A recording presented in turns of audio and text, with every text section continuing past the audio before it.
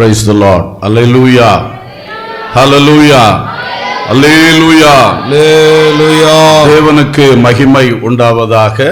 परमेश्वर की महिमा हो। இந்த சனிக்கிழமை இரவு கூட்டத்துக்காக கர்த்தருக்கு ஸ்தோத்திரம் செலுத்துகிறேன். ये शनिवार के शाम के कन्वेंशन की आम सभा के लिए मैं परमेश्वर को धन्यवाद देता हूँ। இம்மட்டும் நம்மை நடத்தினவர் இந்த இரவு வேளையில் விசேஷமாய் நடத்துவாராக. अब तक हमें अगुवाई किया, आज रात के समय में भी परमेश्वर हमें अगुवाई करेंगे। கர்த்தருடைய ஆசீர்வாதமும் கிரியைகளும் இன்றைக்கு நமக்கு விளங்குவதாக. परमेश्वर की आशीष और उनकी क्रिया आज हमारे लिए प्रकट होने पाए। ஹல்லேலூயா. हालेलुया। அன்பர்களே, பகல் கூட்டங்களிலே நாம் நம்முடைய குடும்ப வாழ்க்கை குறித்தும் இன்றைக்கு நம்முடைய சரீர வாழ்க்கை குறித்தும் தியானிக்க கர்த்தர் உதவி செய்தார். पिछले दिनों में हमारे परिवार के बातों को और हमारी शारीरिक बातों के बारे में ध्यान करने के लिए प्रभु ने मदद किया। நேற்றிரவு ஆகாரும் இரண்டு துறவுகளும் என்ற நிலையிலே ஒரு துருத்தி தண்ணீருக்கு பதிலாக கர்த்தர் ஒரு துறவையே கொடுத்த சம்பவத்தை வைத்து தியானித்தோம். कल रात के समय आजिरा के बारे में हम लोग सीखा कि एक तैली पानी के बदले में प्रभु एक सोता कुआं को उनको दिया। இன்றைக்கு சமாரியா ஸ்திரீயும் ஜீவ ஊற்றும் குறித்த சம்பவத்தை தியானிக்க போகிறோம். आज शाम समारी स्त्री और जीवन का सोता के बारे में हम ध्यान करने वाले हैं। இவள் ஒரு வெறும் குடத்தை கொண்டு வந்தாள். வெறும் குடத்துக்கு பதில் ஜீவ ஊற்றை கர்த்தர் அவளுக்கு கொடுத்தார். ये अपने साथ एक काली मटका लेकर आई तो उसके बदले में परमेश्वर जीवन की पानी को उन्हें दिया। அல்லேலூயா. हालेलुया। கர்த்தருக்கு மகிமை உண்டாகட்டும். परमेश्वर की महिमा होवे। இந்த சம்பவம் யோவான் சுவிசேஷம் 4ஆம் அதிகாரத்திலே இருக்கின்றது. ये बातें यूहन्ना सुसमाचार 4 अध्याय में लिखा है। இதை நாம் புரிந்து கொள்வதற்காக முதலாவது ஒரு சரித்திரத்தையும் அடுத்து இந்த சம்பவத்தையும் உங்களுக்கு சொல்ல விரும்புகிறேன். इन बातों को समझने के लिए पहला एक चरित्र को हम सुनेंगे, साथ हम एक घटना को भी मैं आपको बताऊंगा। இஸ்ரவேல் யூதா என்பவைகளின் சரித்திரத்தை நாம் சொல்லும் பொழுது இந்த சம்பவத்தின் பின்னணி உங்களுக்கு புரியும். इस्राएल और यहूदा के बारे में एक चरित्र है, उसके बारे में हम सुनेंगे, तब आपको इन आज के संदेश को समझ सकते हैं। ஹல்லேலூயா. हालेलुया। ஆபிரகாம் என்பவனை தேவன் தெரிந்து கொண்டார். अब्राहम नाम का एक व्यक्ति को परमेश्वर ने अपने लिए चुन लिया। அவரை மற்றவர்களுக்கு ஒரு முன்னுதாரணமாக நிறுத்தினார். उनको दूसरों के लिए एक नमूना के रूप में प्रभु ने खड़ा किया। அந்த ஆபிரகாமுக்கு ஆண்டவர் வாக்கு கொடுத்தது தான் இஸ்ரவேல் என்கிற சந்ததி. तो उस अब्राहम को परमेश्वर ने प्रतिज्ञा दिया, वो है इस्राएल का पीढ़ी। அதனால் தான் இஸ்ரவேலை பற்றின சரித்திரங்கள் பைபிளில் அதிகமாக வருகிறது. तो इसी वजह से इस्राएल बोलकर शब्द जो है बार बार हमारे बाइबल में आता है। அந்த இஸ்ரவேல் என்பது ஆபிரகாமின் பேரனாகிய யாக்கோபின் பெயர் ஆகும். तो इस्राएल का नाम का अर्थ यह है कि अब्राहम का पोता याकूब का परिवार है। ஹல்லேலூயா. हालेलुया। அப்ப இந்த யாக்கோபுக்கு 12 பிள்ளைகள், 12 ஆண் பிள்ளைகள். तो याकूब को 12 बेटे थे। இந்த 12 பேரும் பெருகி வளர்ந்தார்கள், 12 கோத்திரங்களாக மாறினார்கள். 12 बेटों ने बढ़कर 12 गोत्र बना। அவர்கள்தான் இஸ்ரவேலுடைய 12 கோத்திரங்களாக விளங்கினார்கள். तो वे इस्राएल का 12 गोत्र बने थे। அவர்கள் யாக்கோபின் காலத்திலே தானே எகிப்துக்கு கடந்து சென்றார்கள். वे लोग याकूब के समय में मिस्र को गया। அப்புறம் மோசேயின் காலத்திலே எகிப்திலிருந்து தேவன் அவர்களை வெளியே கொண்டு வந்தார். तो मूसा के समय में उन्हें परमेश्वर मिस्र से बाहर लेकर आया। மோசே, யோசுவா போன்ற தலைவர்களால் அவர்கள் வழி நடத்தப்பட்டார்கள். मूसा यहोशू जैसे अगुवा, उनसे वो लोग अगुवाई किए गए। அப்பொழுதெல்லாம் அவர்கள் இஸ்ரவேலர் என்று அழைக்கப்பட்டார்கள். उस समय में वे लोग इस्राएली लोग बोलकर बुलाए गए।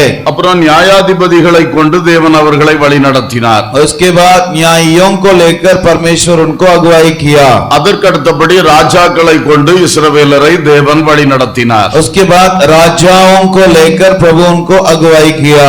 ராஜாக்களை கொண்டு நடத்தும் பொழுது जब राजाओं को लेकर इस्राएलियों को परमेश्वर अगुवाई कर रहा था, முதல் ராஜா சவுல் ராஜா, पहला राजा सौल राजा है, இரண்டாவது தாவீது ராஜா, दूसरा दाऊद के राजा है, மூன்றாவது தாவீதின் மகனாகிய சாலமோன் ராஜா. तीसरा राजा दाऊद का बेटा सुलेमान राजा है। இந்த மூன்று பேருடைய காலம் கடந்த பிறகு ये तीन राजाओं का समय जब बीत गए, சாலமோனுடைய மகனாகிய ரெகோபெயாம் ஆட்சிக்கு வந்தார்.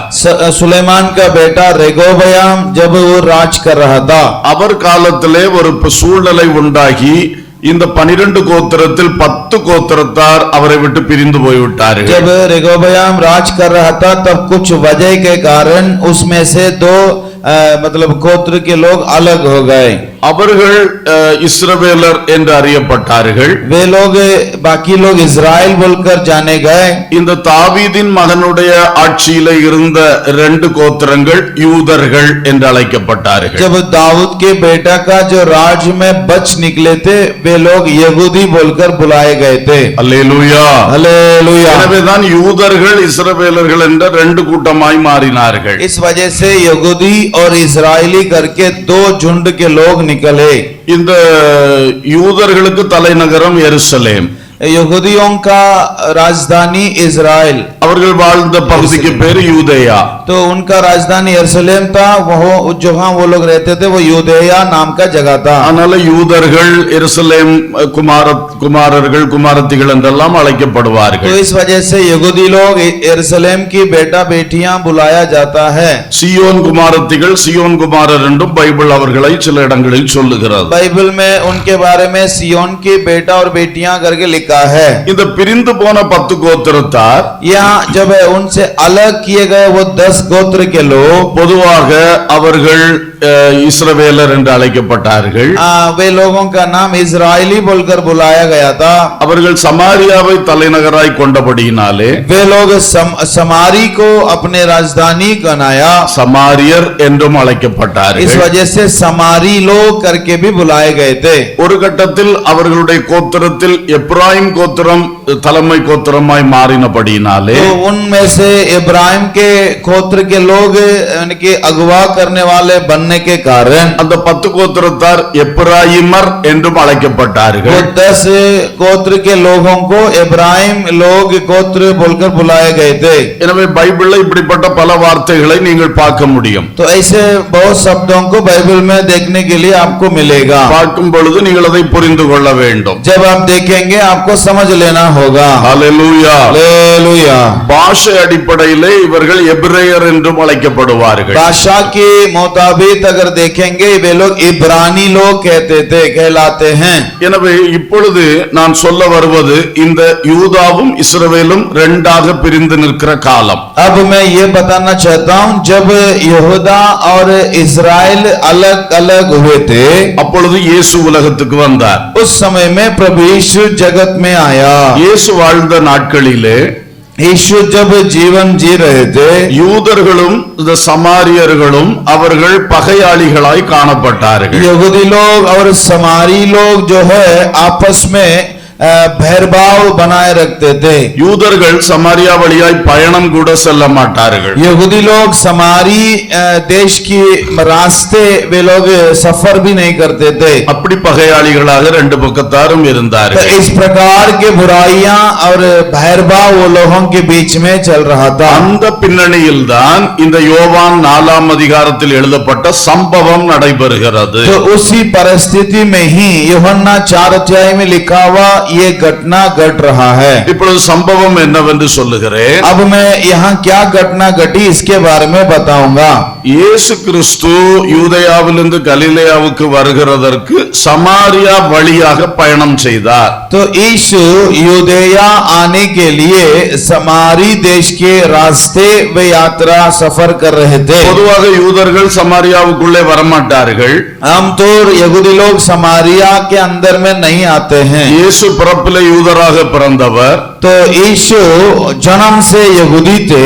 அவர் சமாரியா வழியாய் பயணம் செய்தார். वो समारिया के रास्ते सफर कर रहे थे. பயணம் கஷ்டமாக இருந்தது. सफर कष्ट का कारण बना. ரொம்ப டயர்ட் ஆகிவிட்டார்.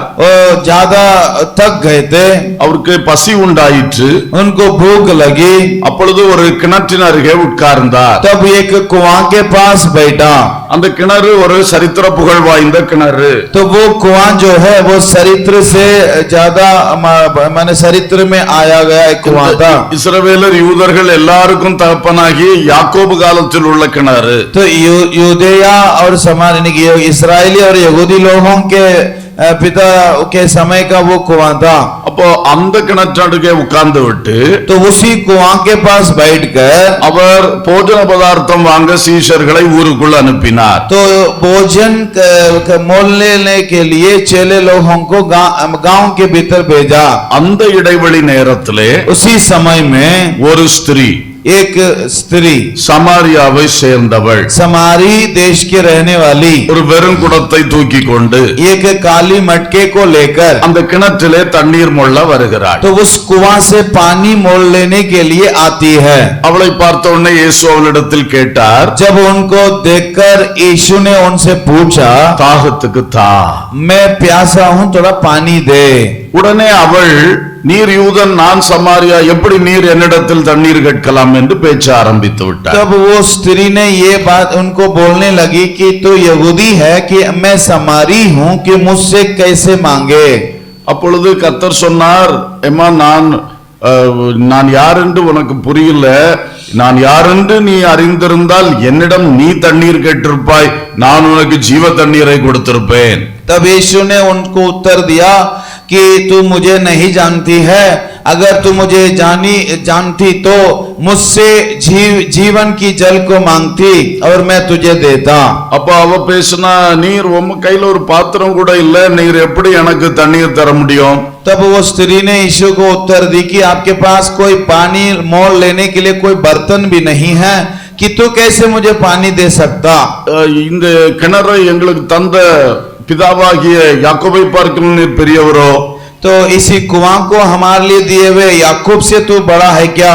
அப்படியெல்லாம் பேச ஆரம்பித்து விட்டார். ऐसा पूछने बोलने लगा. அப்பொழுது கர்த்தர் அவளுக்கு சொன்னார், तब यीशु उनको कहा, எப்பா நீ இந்த கிணத்துல டெய்லி தண்ணி எடுத்துட்டு போற, तो आकर रोज यहाँ से पानी ले जाती है, ஆனா திரும்ப திரும்ப வெறும் குடமாத்தான் கொண்டு வருகிறாய். लेकिन बार बार तो काली मटके को लेकर आती है. இந்த தண்ணீர் தீர்ந்து போகிறது. यहाँ पानी आपसे बार बार खत्म हो जा रहा है. ஆனால் நீ என்னிடத்தில் கேட்டால் நான் உனக்கு ஜீவ தண்ணீரை தருவேன். तो मुझसे मांगेगी तो मैं तुम्हें जीवन की जल को दूंगा. அது உன் உள்ளத்திலிருந்து ஜீவகாலமாய் ஊறுகிற நீரூற்றாக இருக்கும். वो तुम्हारे मन में हमेशा उमड़ने बहने वाली जीवन की जल के जैसा रहेगा. அவளுக்கு உடனே ஆச்சரியமாகிவிட்டது. तब उसको वो आश्चर्यित हुई. அப்படியானால் அந்த தண்ணீரை எனக்கு தாரும். तो अगर ऐसा है तो वो जल को मुझे दे. உடனே இயேசு சொன்னார், तुरंत यीशु उत्तर दिया, தருகிறேன், मैं देता हूँ, புருஷனை கூட்டிக் கொண்டு तू जाकर अपना पति को लेकर आओ. உடனே எனக்கு புருஷன் இல்லை. तो तुरंत वो स्त्री बोलती है, मेरा कोई पति नहीं है. அப்ப இயேசு சொன்னார், तब यीशु ने उनको कहा, நீ இப்பொழுது சொல்லுகிறது சரிதான். तुम जो बोलती है ठीक बोलती है. உனக்கு ஏற்கனவே 5 புருஷர்கள் இருந்தார்கள். पहले तुम्हें 5 पति थे. இப்பொழுது ஒருவன் இருக்கிறான், அவனும் உனக்கு புருஷன் அல்ல. अभी जो आपके साथ है फिर भी वो भी आपका पति तो नहीं है. அவ ஷாக் ஆயிட்டா. तुरंत वो सच को जानकर चकित हो गए. அவளுடைய உண்மை சரித்திரத்தை இயேசு சொல்லிவிட்டார். उनका सच्चा चरित्र को यीशु प्रकट कर दिया. 5 புருஷர்களை விவாகம் பண்ணி 7 पुरुष को विवाह करके ஒவ்வொருத்தரையா தள்ளி விட்டவள் एक एक व्यक्ति को तलाक दी है. இப்போ கல்யாணம் பண்ணாமலே ஒருத்தனோடு வாழ்ந்து கொண்டிருக்கிறார். तो अब बिना विवाह किए एक पुरुष के साथ ये रहती है.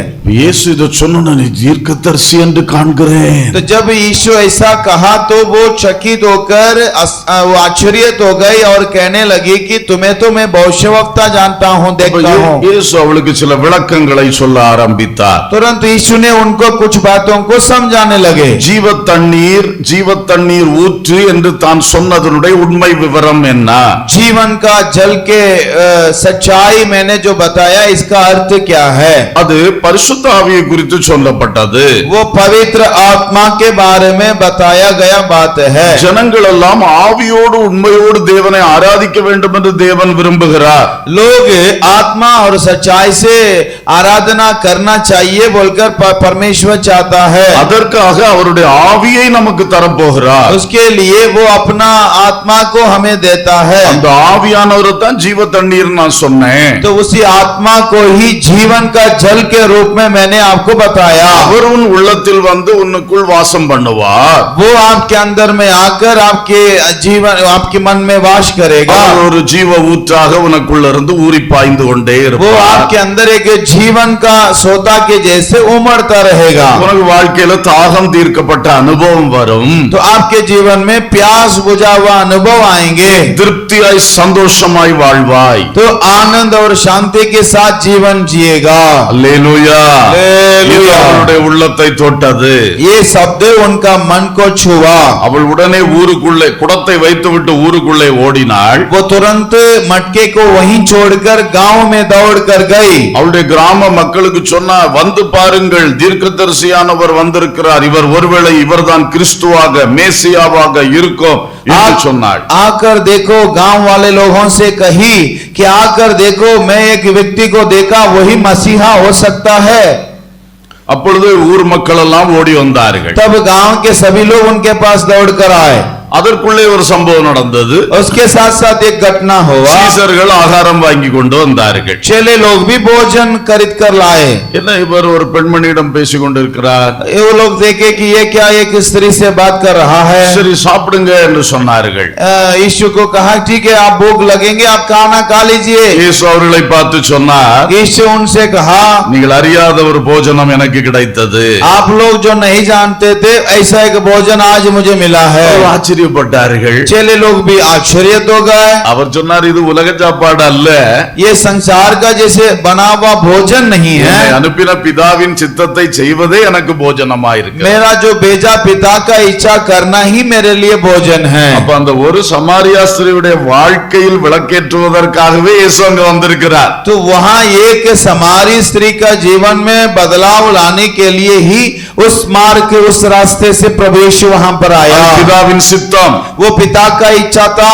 ஆகவே அந்த சித்தத்தை நான் நிறைவேற்றும் பொழுது எனக்கு பசியாறி விடுகிறது என்று சொன்னார். बस वो उनकी इच्छा को मैं पूरा करते समय मेरा भूख मिट जाता है। நாமும் தேவ சித்தத்தை செய்தால் வாழ்க்கையில் திருப்தி உண்டாகும். आज मैं आपको बताता हूँ, हम लोग भी जीवन में प्रभु पिता का इच्छा को पूरा करेंगे तो हम जीवन में तृप्त रहेंगे। அப்புறம் அந்த சமாரியா ஸ்திரீ அந்த ஊர் மக்கள் எல்லாம் கூட்டிட்டு வந்துட்டா. वो हमारी स्त्री ने क्या की, वहाँ गांव के सभी लोगों को लेकर आई। அவர்கள் எல்லாரும் இயேசு பேசினதை கேட்டு இயேசுவை விசுவாசித்தார்கள். वे सभी लोग यीशु जैसा बात कर रहे थे, उन बातों को सुनकर यीशु पर विश्वास किए। இவர்தான் மேசியா, இவர்தான் ரட்சகர் என்று புரிந்து கொண்டார்கள். वहाँ के सभी लोग समझ गए कि यही मेसिया है, यही उद्धार करता है करके समझ गए। ஐயா, எங்கள் கிராமத்துக்கு வாருங்கள் என்று அழைத்தார்கள். हमारे गांव में आइए करके, और रबी हमारे गांव में आइए करके कहा। இயேசு சமாரியருடைய கிராமத்துக்குள்ளே போனார். यीशु तब समारियों के गांव में गए। ஹalleluya. हालेलुया। யூதன் என்று பார்க்கவில்லை. यहूदी बोलकर नहीं देखा। அவர் சமாரியர்களுடைய கிராமத்துக்குள் போய் 2 நாட்கள் தங்கினார். वहाँ समारियों के गांव में जाकर 2 दिन वहाँ वास करने लगे। அநேக பிரசங்கங்களை பண்ணினார். वहाँ बहुत सारे प्रचारों को किया, எல்லாரும் விசுவாசித்தார்கள். सभी लोग विश्वास किए। இப்படி ஒரு பெரிய சம்பவம் நடைபெற்றது. ऐसा एक बहुत बड़ा घटना जो है हो रहा है। அப்ப இந்த முழு கிராமமே கிறிஸ்துவை அறிய காரணம் இந்த சமாரியா ஸ்திரீ. तो पूरे गांव मसीह को जानने का कारण ये अकेला एक समारी स्त्री है। அந்த சம்பவம் தான் யோவான் 4ஆம் அதிகாரத்தில் எழுதப்பட்டிருக்கிறது. इसी घटना ही यूहन्ना 4 अध्याय में लिखा हुआ है। இப்பொழுது நாம் இந்த சம்பவத்திலிருந்து ஒரு சில காரியங்களை தியானிக்க போகிறோம். अब हम लोग इसी घटना से कुछ बातों को हम लोग मनन करने वाले हैं। சில சத்தியங்களை நமக்கு இது அறிவிக்கிறது. कुछ तृतीय वचन ये हमारे लिए सिखाता है। முதலாவது சம்பந்தம் கலத்தல். पहला संबंध बनाना। அங்கே யோவான் 4ஆம் அதிகாரம் यूहन्ना 4 अध्याय 8-9 வசனங்களை படிக்கும் போது 8 और 9 वचन को जब पढ़ेंगे அங்கே சொல்லப்பட்டிருக்கிறது. वहाँ लिखा हुआ है, வாசியுங்கள். क्योंकि उसके चेले तो नगर में भोजन मोल लेने को गए थे।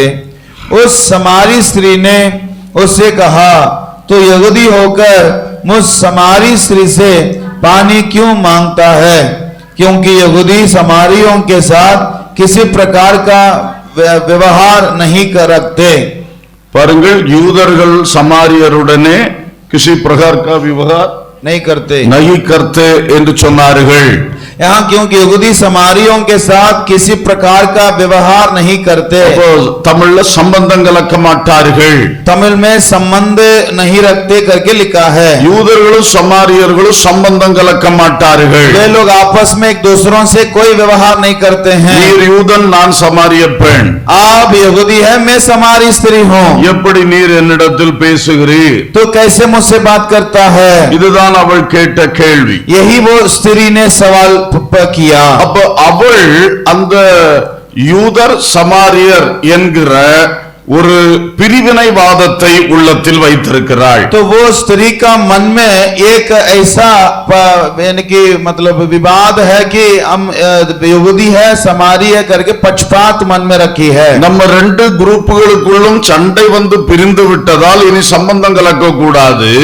हम दोनों के बीच में झगड़ा होकर अलग अलग होने के वजह से अब दोनों जाति के लोगों के बीच में कोई व्यवहार नहीं होना चाहिए करके सोचते हैं। சம்பந்தம் கலக்க கூடாது என்று மட்டுமல்ல, சம்பாஷிக்கவே கூடாது என்று சொல்லுகிறார். मतलब वहाँ पे व्यवहार नहीं करना मात्र नहीं, कोई संभाषण भी नहीं करना चाहिए। Hallelujah, hallelujah. இன்றைக்கு अनेक மனிதர்களுக்குள் இப்படிப்பட்ட பல்வேறு பிரிவினைகள் இருக்கிறது. आज यह जगत में अगर देखेंगे मनुष्यों के बीच में इस प्रकार की पक्षपात बहुतों के बीच रहता है। ஜாதி பிரிவினைகள் பயங்கரமாக இருக்கிறதை பார்க்கிறோம். जाति के भेदभाव बहुतों के बीच में रहता है। மதத்தின் பெயரால் பிரிவினைகள் இருக்கிறதை பார்க்கிறோம். धर्म के नाम से भेदभाव लोगों के बीच में रहता है। மொழி பாஷையின் பெயரால் பிரிவினைகள் இருக்கிறதை பார்க்கிறோம். भाषाओं के निमित्त पक्षपात और अलग रहता है। ஒரு இனம் இன்னொரு இனத்துக்கு விரோதமாய் பிரிந்து இருக்கிறதை பார்க்கிறோம். एक झुंड के लोग दूसरे झुंड के लोगों के साथ नहीं मिलने का व्यवहार रहता है। சிலவேளை ஒரு கிராமம் அடுத்த கிராமத்தோடு சண்டை போடுகிறதை பார்க்கிறோம். एक गांव के लोग दूसरे गांव के लोगों के साथ झगड़ा करने की आदतों को देखते हैं। ஒரே கிராமத்துக்குள்ளே சில குடும்பங்கள் ஒன்று சேர்ந்து சில குடும்பங்கள் பிரிந்து ரெண்டு குடும்பத்தினர் சண்டை போடுகிறார்கள். एक ही गांव के अंतर्गत रहने वाले लोगों में से कुछ परिवार के लोग एक तरफ हो जाते हैं, दूसरी परिवार के कुछ लोग एक तरफ होकर इस प्रकार भी हम पाए जाते हैं। இனி ஒருவருக்கொருவர் பேச மாட்டோம் என்று சொல்லுகிறார்கள். आपस में एक दूसरों से बात तक नहीं करेंगे करके भी कहते हैं। நமக்குள்ளே இனி கொடுக்கல் வாங்கல் இருக்காது என்று சொல்லுகிறார்கள். हमारे बीच में अब लेना देना नहीं होगा करके भी लोग कहते हैं। அது மட்டுமல்ல, அடி தடி சண்டை கொலையிலே போய் முடிகிறது. ये मात्र नहीं, मार पीट रगड़ झगड़ भी लोगों के बीच में होता है। ஆனால் இயேசு இதை விரும்புகிறதில்லை. प्रभु यीशु ये सभी कुछ भी नहीं चाहता है। நம்மை படைத்தவர் ஒருவர், हमारा सृष्टिकर्ता एक है, எல்லாரையும் தன் பிள்ளைகளாகவே வைத்திருக்கிறார். हम सबको हमारा सृष्टिकर्ता अपने संतान के रूप में रखा है। ஒரு ஜனம் இன்னொரு ஜனத்துக்கு விரோதமாய் எழும்புவதை தேவன் விரும்புகிறதே இல்லை. एक लोग दूसरे तरह के लोगों के विरोध में खड़ा होना परमेश्वर बिल्कुल नहीं चाहते हैं। எல்லாரும் ஒருவரை ஒருவர் மதித்து ஒருவருக்காக ஒருவர் வாழ வேண்டும் என்று இயேசு விரும்புகிறார். हर एक मनुष्यों के बीच में एक दूसरों को आदर करके एक दूसरों के लिए जीने का कर्तव्य परमेश्वर करता है। அப்ப இந்த சம்பவத்தில் இந்த ஸ்திரீ इस घटना में स्त्री के बारे में देखते हैं। நீர் எப்படி என்னிடத்தில் பேசலாம் என்று तो கேட்டார். कैसे मुझसे बात कर सकता है करके कहती है। நீர் எப்படி தாகத்துக்கு தாய் என்று என்னிடத்தில் கேட்கலாம் என்று கேட்டார். तो कैसे मुझसे मांग सकता है करके कहती है। அப்ப பாருங்கள், அவர் பேசியிருக்கவும் கூடாதாம், தண்ணீர் கேட்டிருக்கவும் கூடாதாம். देखिए वो कहती है कि वो बात भी करना नहीं चाहिए था, पर उससे मांगना भी नहीं चाहिए। அவ்வளவு தூரம் அவளுக்கு அந்த பிரிவினைவாதம் இருந்தது. उतने दूर वो लोगों के बीच में बात यानी कि बहिर्भाव बना हुआ है। தாகத்துல தண்ணி கேட்ட ஆளுக்கு ஒரு கப்பு தண்ணி கொடுக்கணும்னு உள்ள புத்தி அவளுக்கு வரவில்லை. मतलब प्यास के लिए एक गिलास पानी मांगे हुए लोगों को पानी तक देने का मन उनके अंदर में नहीं है। அதுல போய் ஜாதி பிரிவினையும் குடும்ப பிரிவினையும் காட்ட விரும்புகிறாள். तो उतनी में ही वे अपना परिवार की बहर को अपने जाति के बहर को दिखाने शुरू कर दिया। இன்றைக்கு விசுவாசிகளுடைய உள்ளத்துல இப்படிப்பட்ட தன்மை இருக்கவே கூடாது. आज विश्वासी लोगों के मन में भी इसी भेदभाव के पक्षपात की गुण नहीं रहना चाहिए। ஹல்லேலூயா, हालेलुया, ஹல்லேலூயா, हालेलुया। இயேசு என்ன செய்தார்? यीशु क्या किया? இதே 4ஆம் அதிகாரம் 4ஆம் வசனத்திலே படிக்கிறோம். इसी 4 वचन में पढ़ते हैं, அவர் சமாரியா நாட்டின் வழியாக போக வேண்டியது இருந்தபடியினால் என்று சொல்லப்பட்டிருக்கிறது. वो उसको समारिया से होकर जाना आवश्यकता करके लिखा है। அந்த வார்த்தை எனக்கு ரொம்ப ஆச்சரியமானது. वो वचन बहुत आश्चर्य की बात है। ஒரே ஒரு சம்பவம் தான் எழுதி இருக்கிறது. एक ही घटना लिखा है, இந்த நான் இப்போ சொன்ன சம்பவம். जो मैंने बताया वो घटना। बच्चे எதற்காக சமாரியா நாட்டின் வழியாய் போக வேண்டியது இருந்ததுன்னு எனக்கு புரியல. तो क्यों उसी रास्ते से जाना आवश्यकता ये पता नहीं था। அப்ப நான் விசுவாசிக்கிறேன், கர்த்தர் இதற்காகவே சமாரியா நாட்டின் வழியாய் நடந்து வந்தார். मैं ये विश्वास करता हूँ परमेश्वर इसके लिए ही उस रास्ते से आना पड़ा। ஹல்லேலூயா, हालेलुया। அது மட்டுமல்ல, அவர் வாய் திறந்து எனக்கு தாகத்துக்கு தா என்று கேட்டார். वो मुंह खोलकर भी पानी की प्यास के लिए पानी मांगा। அப்ப இயேசுவுக்குள் எவ்வளவு மனத்தாழ்மை இருக்கிறது. ये यीशु के अंदर कितना नम्रता है। அவர் அந்த சமாரியா ஸ்திரியை ஒரு வேற்று பெண்ணாக பார்க்கவே இல்லை. वो उस हमारी स्त्री को पराय नहीं समझा। வேற ஜாதிக்காரி, वो दूसरा जाति का है करके पराय नहीं समझा। இவன் வேற இனத்துக்காரன், वो दूसरा जगह का लोग है करके नहीं समझा। இவன் வேற பாஷைக்காரன், ये दूसरा भाषा का लोग है करके वो नहीं समझा। இவன் வேற இனம், வேற மாநிலம், ये दूसरा स्टेट का राज्य का है, दूसरा जगह का है करके नहीं समझा। அப்படியெல்லாம் வித்தியாசப்படுத்தியே பார்க்கவில்லை. यीशु ऐसा कुछ भी पक्षपात देने की नहीं देखा। இயேசு எல்லாரையும் ஒன்று போல நேசித்தார். यीशु सबको एक जैसा प्रेम किया। ஹல்லேலூயா, हालेलुया। அன்பர்களே, இயேசுவின் சீஷர்களாகிய நாமும் இயேசுவை போல இருக்க வேண்டும். प्रिय लोगों, यीशु के चेले लोग हम सबको भी ये प्रभु यीशु के जैसा रहना चाहिए। ஒரு மனிதர்களையும் ஜாதியினாலோ மதத்தினாலோ இனத்தினாலோ மொழியினாலோ பிரித்து பார்க்காதிருங்கள். किसी भी लोगों को जाति के नाम से, भाषा के नाम से, रोहों की रंग रूप के नाम से आप लोग अलग नहीं सोचे, पक्षपात ना करे। ஹல்லேலூயா, हालेलुया। எல்லாரையும் தேவன் தான் உண்டாக்கினார். सभी लोगों को ईश्वर ने बनाया। மனுஷன் தான் இப்படிப்பட்ட பல பிரிவுகளை உண்டாக்கி கொண்டான். इन मनुष्य ही इस प्रकार का जाति का भेदभाव बना कर रखा है। எல்லாரையுமே தேவன் ஒருவர் தான் உண்டாக்கினார். लेकिन सबको प्रभु यीशु अकेला सृष्टि किया। எல்லாருடைய சரீரத்திலேயும் ரத்தம் தான் ஓடுகிறது. सबके शरीर में खून ही बहता है। வேற ஜாதிக்காரனுடைய சரீரத்தில் தண்ணீர் ஓடுகிறதா? दूसरा जाति के लोगों का शरीर में क्या पानी बहता है क्या? எல்லாருக்கும் ரத்தம் தானையா ஓடுகிறது. सबके शरीर में तो खून ही बहता है। சிலர் பெரிய ஜாதி பெருமை பேசுவார்கள், कुछ लोग जाति का घमंड दिखाएंगे, ஜாதி பிரிவினை பார்ப்பார்கள், जाति का भेदभाव देखेंगे। பிறகு ஆஸ்பத்திரியில போய் கிடந்து பிளட் அடைக்கணும்னா யாருக்கு பிளட் அடைப்பார்கள்? वहां अगर कुछ बीमारी की वजह से उनका शरीर में खून भरना है तो कौन सा जाति का खून भरेंगे? நான் இந்த ஜாதி ஆகும், मैं ऐसा जाति का हूँ அதனால எனக்கு இந்த ஜாதிக்காரனுக்கு பிளட் தான் கொண்டு வாங்கன்னு சொன்னா तो मुझे इसी जाति का लोग का खून को लेके आइए बोलने से கிடைக்குமா? उसको मरना पड़ेगा। கிடைக்குமா? मिलेगा क्या? அப்புறம் செத்து தான் போகணும். उसको मरना पड़ेगा। அப்போ இதுல இருந்தெல்லாம் நமக்கு புத்தி வரணும். तो इसी से हमको बुद्धि मिलना चाहिए। அப்போ மனுஷன் என்பவன் எல்லாரும் தேவனால் படைக்கப்பட்டவர்கள். इंसान जो है सभी को प्रभु ने बनाया। ஜாதி வேற்றுமை பார்ப்பதுல ஒரு விஷயமே இல்லை. तो जाति का पक्षपात भेदभाव देखना कोई विषय नहीं है। அவரவர் இருக்கிற நிலையில் இருக்கட்டும். सभी लोग अपना अपना हिसाब से रहने दीजिए. நாம் எல்லாரையும் நேசிப்போம், सबको प्रेम करेंगे, எல்லாரையும் கனம் பண்ணுவோம், सबको आदर करेंगे, எல்லாரோடு பழக வேண்டிய விதத்தில் பழகிக் கொள்வோம். सबसे जैसा मिलजुल रख सकता है उस प्रकार मिलजुल रखे. ஹல்லேலூயா, हालेलुया. எல்லாரும் சேர்ந்து ஒரே பரலோகத்துல போய் வாழ போகிறோம். हम सबको एक ही स्वर्ग में जाना है. பைபிள் சொல்லுது புதிய எருசலேம் என்கிற மோட்ச பட்டணத்தில் நம்மை கொண்டு சேர்க்க போகிறார். नई यरूशलेम की मुक्ति में प्रभु हम सबको ले जाने वाला है. அந்த புதிய எருசலேம் பட்டணத்திலே இந்த ஜாதிக்கு இந்த தெரு, இந்த ஜாதிக்கு இந்த தெரு, இந்த ஜாதிக்கு இந்த பகுதின்னு பிரிச்சு வச்சிருக்க மாட்டார். तो मुक्ति में अगर जाएंगे तो वहाँ इस जाति के लोगों के लिए ये गली रखा, उस जाति के लोगों के लिए वो गली रखा बोल के गली गली नहीं रखा है. எல்லாரும் ஒன்று போல இருக்க போகிறோம். सब लोग को एक साथ ही वहाँ रहना पड़ेगा. ஹல்லேலூயா, हालेलुया. எனவே நம்மை உண்டாக்கின தேவன் ஜாதி வேற்றுமை இந்த மாதிரி எந்த பிரிவினைகளையும் விரும்புகிறது. हमारा सृष्टिकर्ता परमेश्वर जाति का भेदभाव कभी नहीं देखते हैं. ஆகவே நாமும் இந்த பிரிவினைவாதங்களை பார்க்க கூடாது.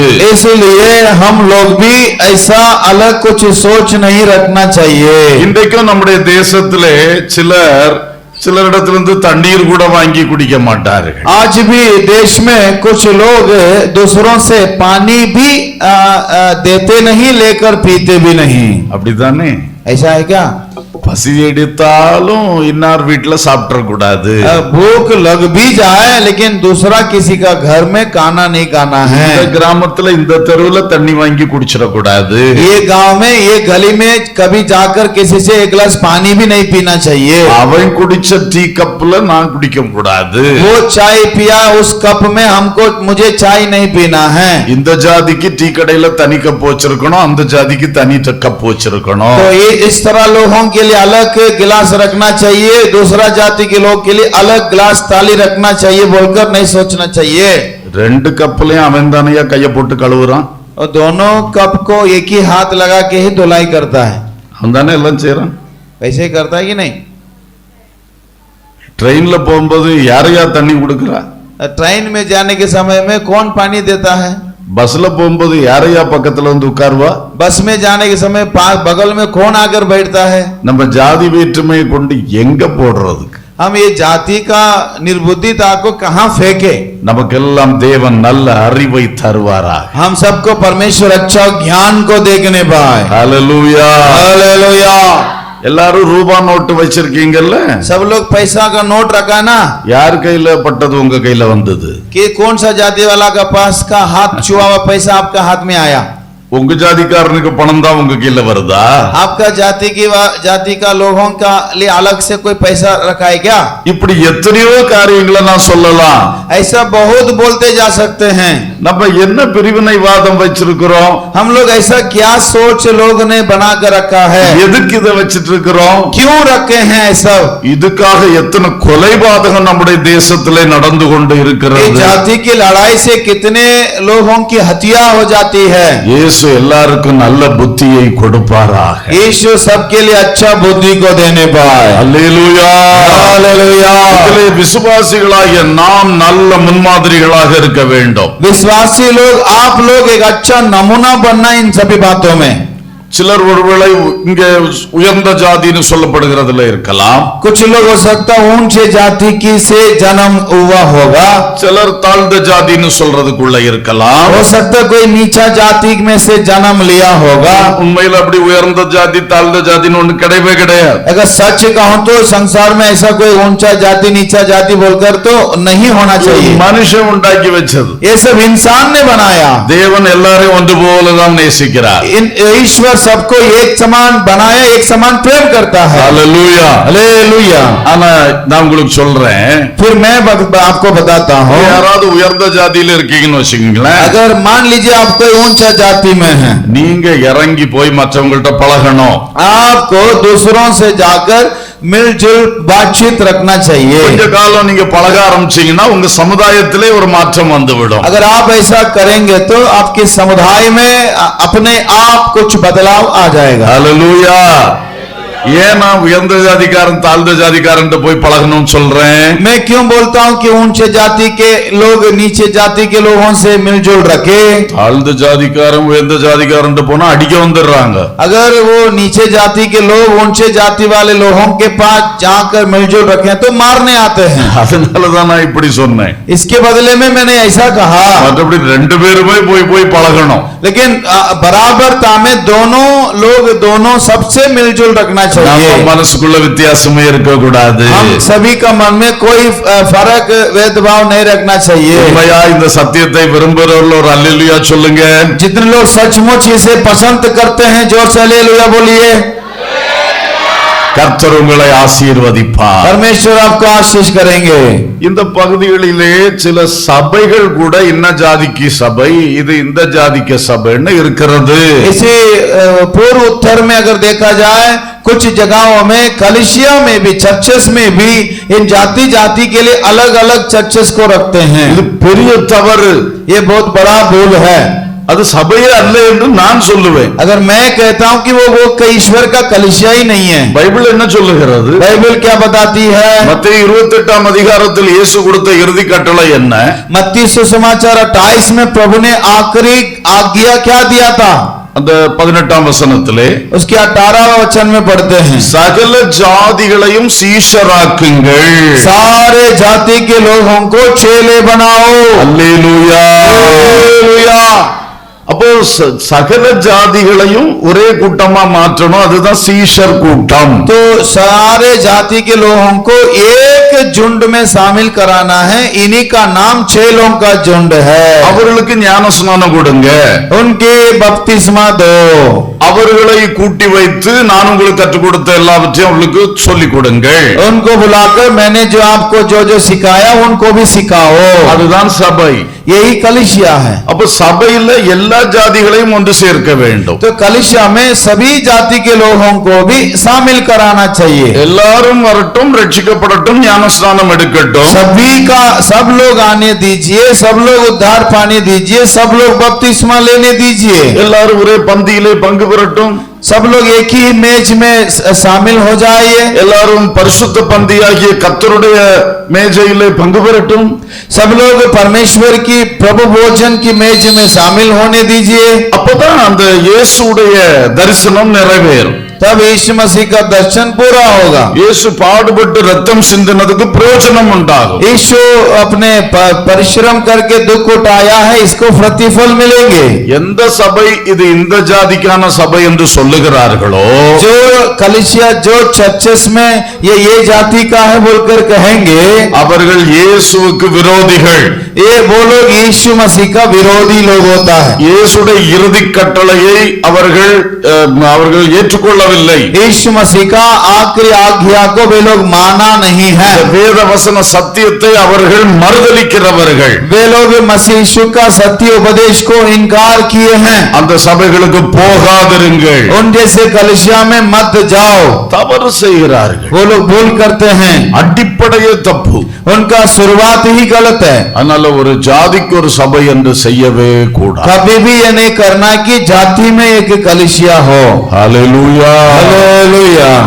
கல்யாணம் செய்யும் பொழுது विवाह करने के समय ஜாதி பார்க்க கூடாது. जाति नहीं देखना चाहिए।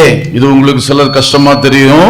हो सकता है आपको कष्ट लगेगा, ஆனா பைபிள் அப்படித்தான் சொல்லுது. लेकिन बाइबल यही बतलाती है, ஜாதி, இனம், மொழி போன்றவைகள் முக்கியமல்ல. जाति भाषा ये मतलब जरूरी नहीं है। ஒன்றே ஒன்று, விசுவாசியை கல்யாணம் பண்ண வேண்டும். एक ही बात, बस विश्वासी को ही शादी करे। அல்லேலூயா. हालेलुया। அதைத்தான் பைபிள் சொல்லுது. यही बाइबल बताती है। அந்த அளவுக்கு என்றைக்கு மாற்றங்கள் வருமோ அன்றைக்கு பெரிய காரியங்கள் உங்கள் வாழ்க்கையிலே நடக்கும்.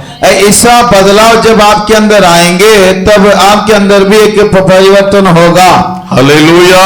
हालेलुया। ஹல்லேலூயா. हालेलुया। நான் குமரி மாவட்டத்திலிருந்து வருகிறேன். मैं तमिलनाडु के कन्याकुमारी से आया हूँ। எங்களுடைய மாவட்டத்தினுடைய முன் சரித்திரம், हमारे जिला का चरित्र जो है, ஒரு காலத்திலே ஜாதி வேற்றுமை பயங்கரமாய் இருந்ததாம். एक समय में जाति का भेदभाव जो है बहुत ज्यादा था। சிலர் பெரிய உயர்ந்த ஜாதி என்று தங்களை சொல்லிக் கொண்டார்கள். कुछ लोग कहते हैं हम अपने आप को हम ऊंच जाति के हैं। இன்னொரு எங்களை எல்லாம் மிடில் கிளாஸ் நடுத்தர வர்க்கத்தினர் என்று சொல்லிக் கொண்டார்கள். दूसरे लोग कहते थे हम लोग मजला है। இன்னும் சிலரை தாழ்ந்த ஜாதி என்று சொல்லிக் கொண்டார்கள். कुछ लोग अपने आप को कहते हैं हम लोग नीचे जाति के हैं। இப்படி சொல்லிவிட்டு ऐसा कहकर கீழ் ஜாதியினரை மிக கஷ்டப்படுத்தினார்கள். नीचे जाति के लोगों को सताया। அந்த உயர் ஜாதியினர் ऊंचे जाति के लोग போடுற சட்டத்தை தான் எல்லாரும் கை கொள்ளணும். जो नियम बनाएंगे उसी को सबको मानना पड़ेगा।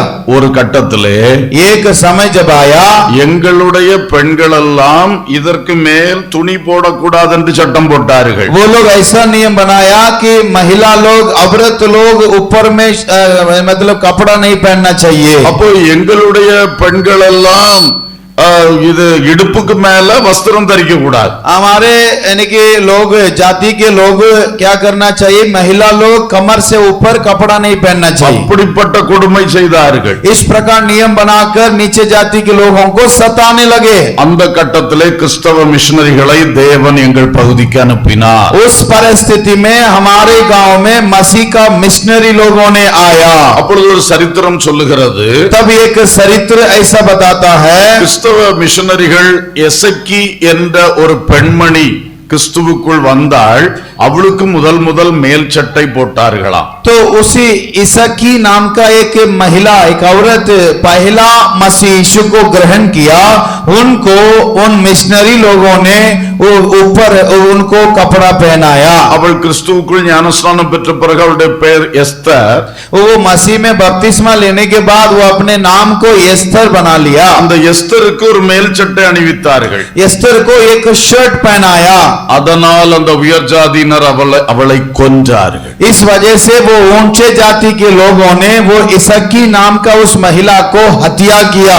என்ன பயங்கரம் ஜாதி கொடுமை. देखिए जाति के मामले में कितना भयानक घटना है, तो सोचिए। ஆனால் மிஷனரிகள் தொடர்ந்து ஜெபம் பண்ணினார்கள். लेकिन मिशनरी लोगों ने इन जैसे बातों के लिए लगातार प्रार्थना करने लगे। அரசாங்கத்திலும் பலவிதங்களில் முயற்சி எடுத்தார்கள். संसार के रीति में भी वे लोग बहुत मतलब कोशिश किए। அப்போ ஆண்டவர் கிருபையா இன்னைக்கு எல்லாரையும் ஒன்றாய் வாழும்படி வைத்திருக்கிறார். लेकिन आज का दिनों में देखेंगे वहां के सब लोग एक जैसे जीते हैं। ஹல்லேலூயா हालेलुया। அல்லது ஜாதி பிரச்சனை பிரிவினை என்பது கொடுமையிலும் கொடுமையா. तो इससे मैं कहता हूं कि जाति के भेदभाव जो है ये भयानक और खतरनाक होता है। இயேசுவுடைய சத்தியம் நமக்கு வரும்போது நாம் அதை ஏற்றுக்கொள்ளணும். அதுக்காக உபத்திரம் வந்தாலும் தாங்கி நிற்க வேண்டும்.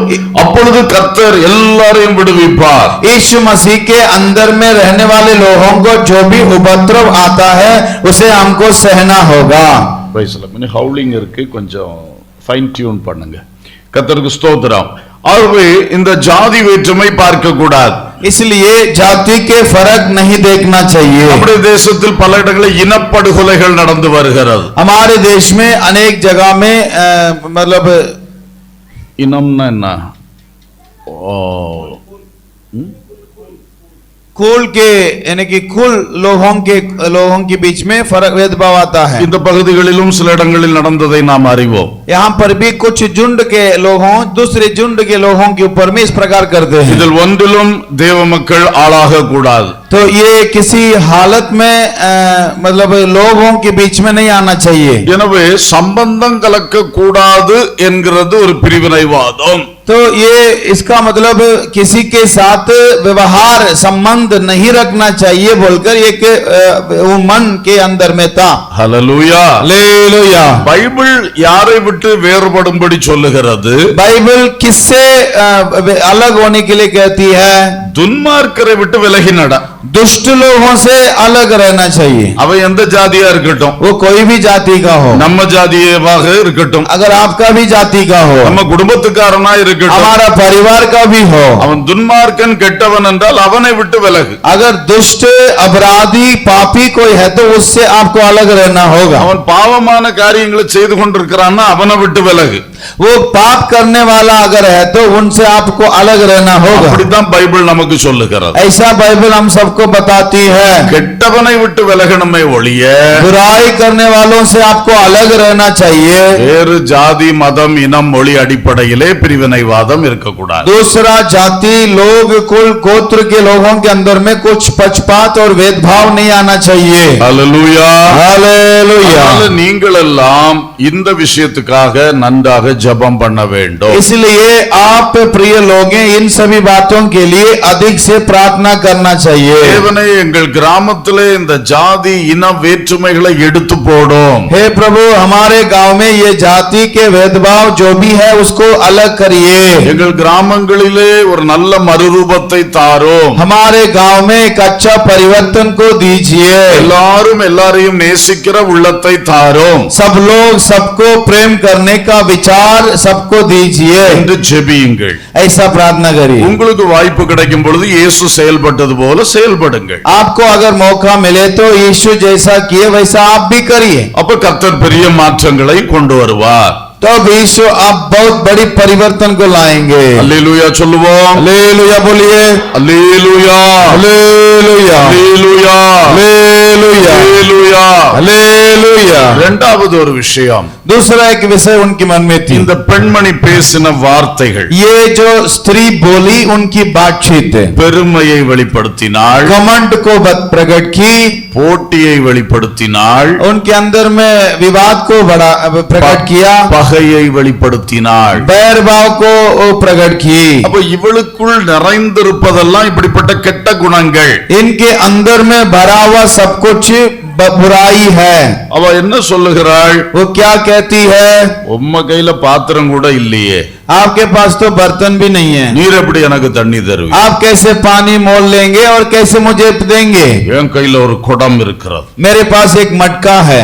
பெருமையை பாத்தீங்களா? उसका घमंड देखा? என் கையில குடம் இருக்கு, मेरे पास मटका है, உம்ம கையில ஒரு பாத்திரம் கூட இல்ல, आपके पास एक कोई छोटा मटका भी नहीं है, நீர் பெருசா ஜீவ தண்ணீரை கொடுப்பேன்னு பேசுகிறீர். वो बड़ा से जीवन का जल दूंगा कहता है। உண்மையா இவள் கையில இருக்கிற குடம் ஒரு வெறும் குடம். तो लेकिन सच कहेंगे तो वो स्त्री, हमारी स्त्री के पास जो मटका था वो काली मटका था। இயேசு கையில பாத்திரம் இல்ல, यीशु के पास भला बर्तन तो नहीं ஆனா है, அவர் ஜீவ தண்ணீரால் நிறைந்திருக்கிறார். लेकिन वो जीवन की जल से भरा हुआ था। ஹல்லேலூயா. हालेलुया। அவருக்கு ஒரு பாத்திரம் தேவையில்லை, उनके लिए कोई बर्तन की जरूरत नहीं है, இவளுக்கு அது தெரியல. इनको पता नहीं है, ஆனா பெரிய பெருமை. लेकिन उनके अंदर घमंड। நம்மில் சிலருக்கு அப்படித்தான் இருக்கிறது. हमारे अंदर में कुछ लोगों का ऐसा ही रहता है। உன் வாழ்க்கை வெறுங்குடமா இருக்கிறது, हमारे जीवन काली है, வெறுமையா இருக்கிறது, सुनसान पड़ा है, வாழ்க்கையில பொருளாதாரத்துல வெற்றி இல்ல, आर्थिक स्थिति में उन्नति नहीं है, வாழ்க்கையில படிப்புல வெற்றி இல்ல, पढ़ाई में बुद्धि ज्ञान नहीं है, வாழ்க்கையில சமாதானத்துல ஜெயம் இல்ல, आपके जीवन में शांति में विजय नहीं है, நிறைவான சந்தோஷம் உனக்கு இல்ல, आपके मन में वो आज भरा हुआ शांति नहीं है, ஆனா உனக்கு ஜாதி பெருமை பயங்கரமா இருக்கிறது, लेकिन आपके अंदर जाति का घमंड ज्यादा है, இனப்பெருமை பயங்கரமா இருக்கிறது, आपके अंदर कुल और गोत्री के घमंड ज्यादा है, குடும்ப பெருமை எழும்பி நிற்கிறது, परिवार का घमंड आपके अंदर ज्यादा है। எந்த ஊர் தெரியுமா என்று ஊர் பெருமை எழும்பி நிற்கிறது. कौन सा गांव का है मालूम है क्या करके आपका गांव का घमंड भरा है। இந்த பெருமை உன்னை வாழ வைக்காது. ये घमंड आपके अंदर रहेगा तो आपको जीवित नहीं रखेगा। சகோதரா சகோதரி, प्रिय भाई और बहन, இயேசு சகலமும் நிறைந்தவராயிருந்தாலும் यीशु सब कुछ भरा हुआ तो था, எவ்வளவு தாழ்மை உள்ளவராயிருந்தார். कितने नम्र थे, தாகத்துக்கு தா என்று கேட்டார். उतना होने के बावजूद भी उनसे मेरे प्यास के लिए पानी दो करके मांगता था। இவ தண்ணி கொடுக்கவும் இல்லை, அவர் குடிக்கவும் இல்லை. वो पानी दिया भी नहीं, वो पानी पिया भी नहीं है, எதுக்கு கேட்டார் தாகத்துக்கு? लेकिन फिर भी क्यों मांगा? அவளுடைய வாழ்க்கையின் தாகத்தை தீர்ப்பதுக்கு தான் அவர் இப்படி பேச்ச ஆரம்பிச்சார். उनके जीवन के प्यास को बुझाने के लिए ही इस बातचीतों को प्रभु ने शुरू किया। हालेलुया. हालेलुया। हालेलुया। இதுதான் இயேசுவுக்கும் இவளுக்கும் இருக்கக்கூடிய வித்தியாசம். यही ईशु और इन दोनों के बीच का फर्क है। நம்ம இயேசுவை போல மாற வேண்டும். हम लोग यीशु मसीह के जैसे होना चाहिए। எவ்வளவு பணம் வந்தாலும் பெருமை வரக்கூடாது. जितना भी पैसा हमारे पास आ जाए लेकिन घमंड हमारे अंदर नहीं आना चाहिए। எவ்வளவு படிச்சாலும் பெருமை வரக்கூடாது. जितना पढ़ाई करने से भी घमंड हमारे पास नहीं आना चाहिए। உங்களுக்கு பெரிய தோட்டம் சொந்தமாக இருந்தாலும் உங்களுக்கு பெருமை வரக்கூடாது. किसी अगर आपके पास बगीचा धन दौलत बगान बाड़ी होने से भी आपके अंदर घमंड नहीं आना चाहिए। உங்க வீட்டுல நிறைய பறவைகள் நிறைய மிருகங்கள் இருந்தாலும் பெருமை வரக்கூடாது. आपके घर में अगर जीव जंतु गुरु गोहरी ज्यादा होने से भी घमंड नहीं आना चाहिए। எது இருந்தாலும் பெருமை மட்டும் வந்துடக்கூடாது. अगर कुछ भी हो आपके अंदर घमंड मात्र नहीं होना चाहिए। நாம் இயேசு நமக்கு தந்தது. लेकिन ये सब कुछ प्रभु यीशु ने हमें दिया। தேவனுக்கு முன்பாய் மனத்தாழ்மையா இருக்கணும். ईश्वर के सामने मन की दीनता से रहना चाहिए।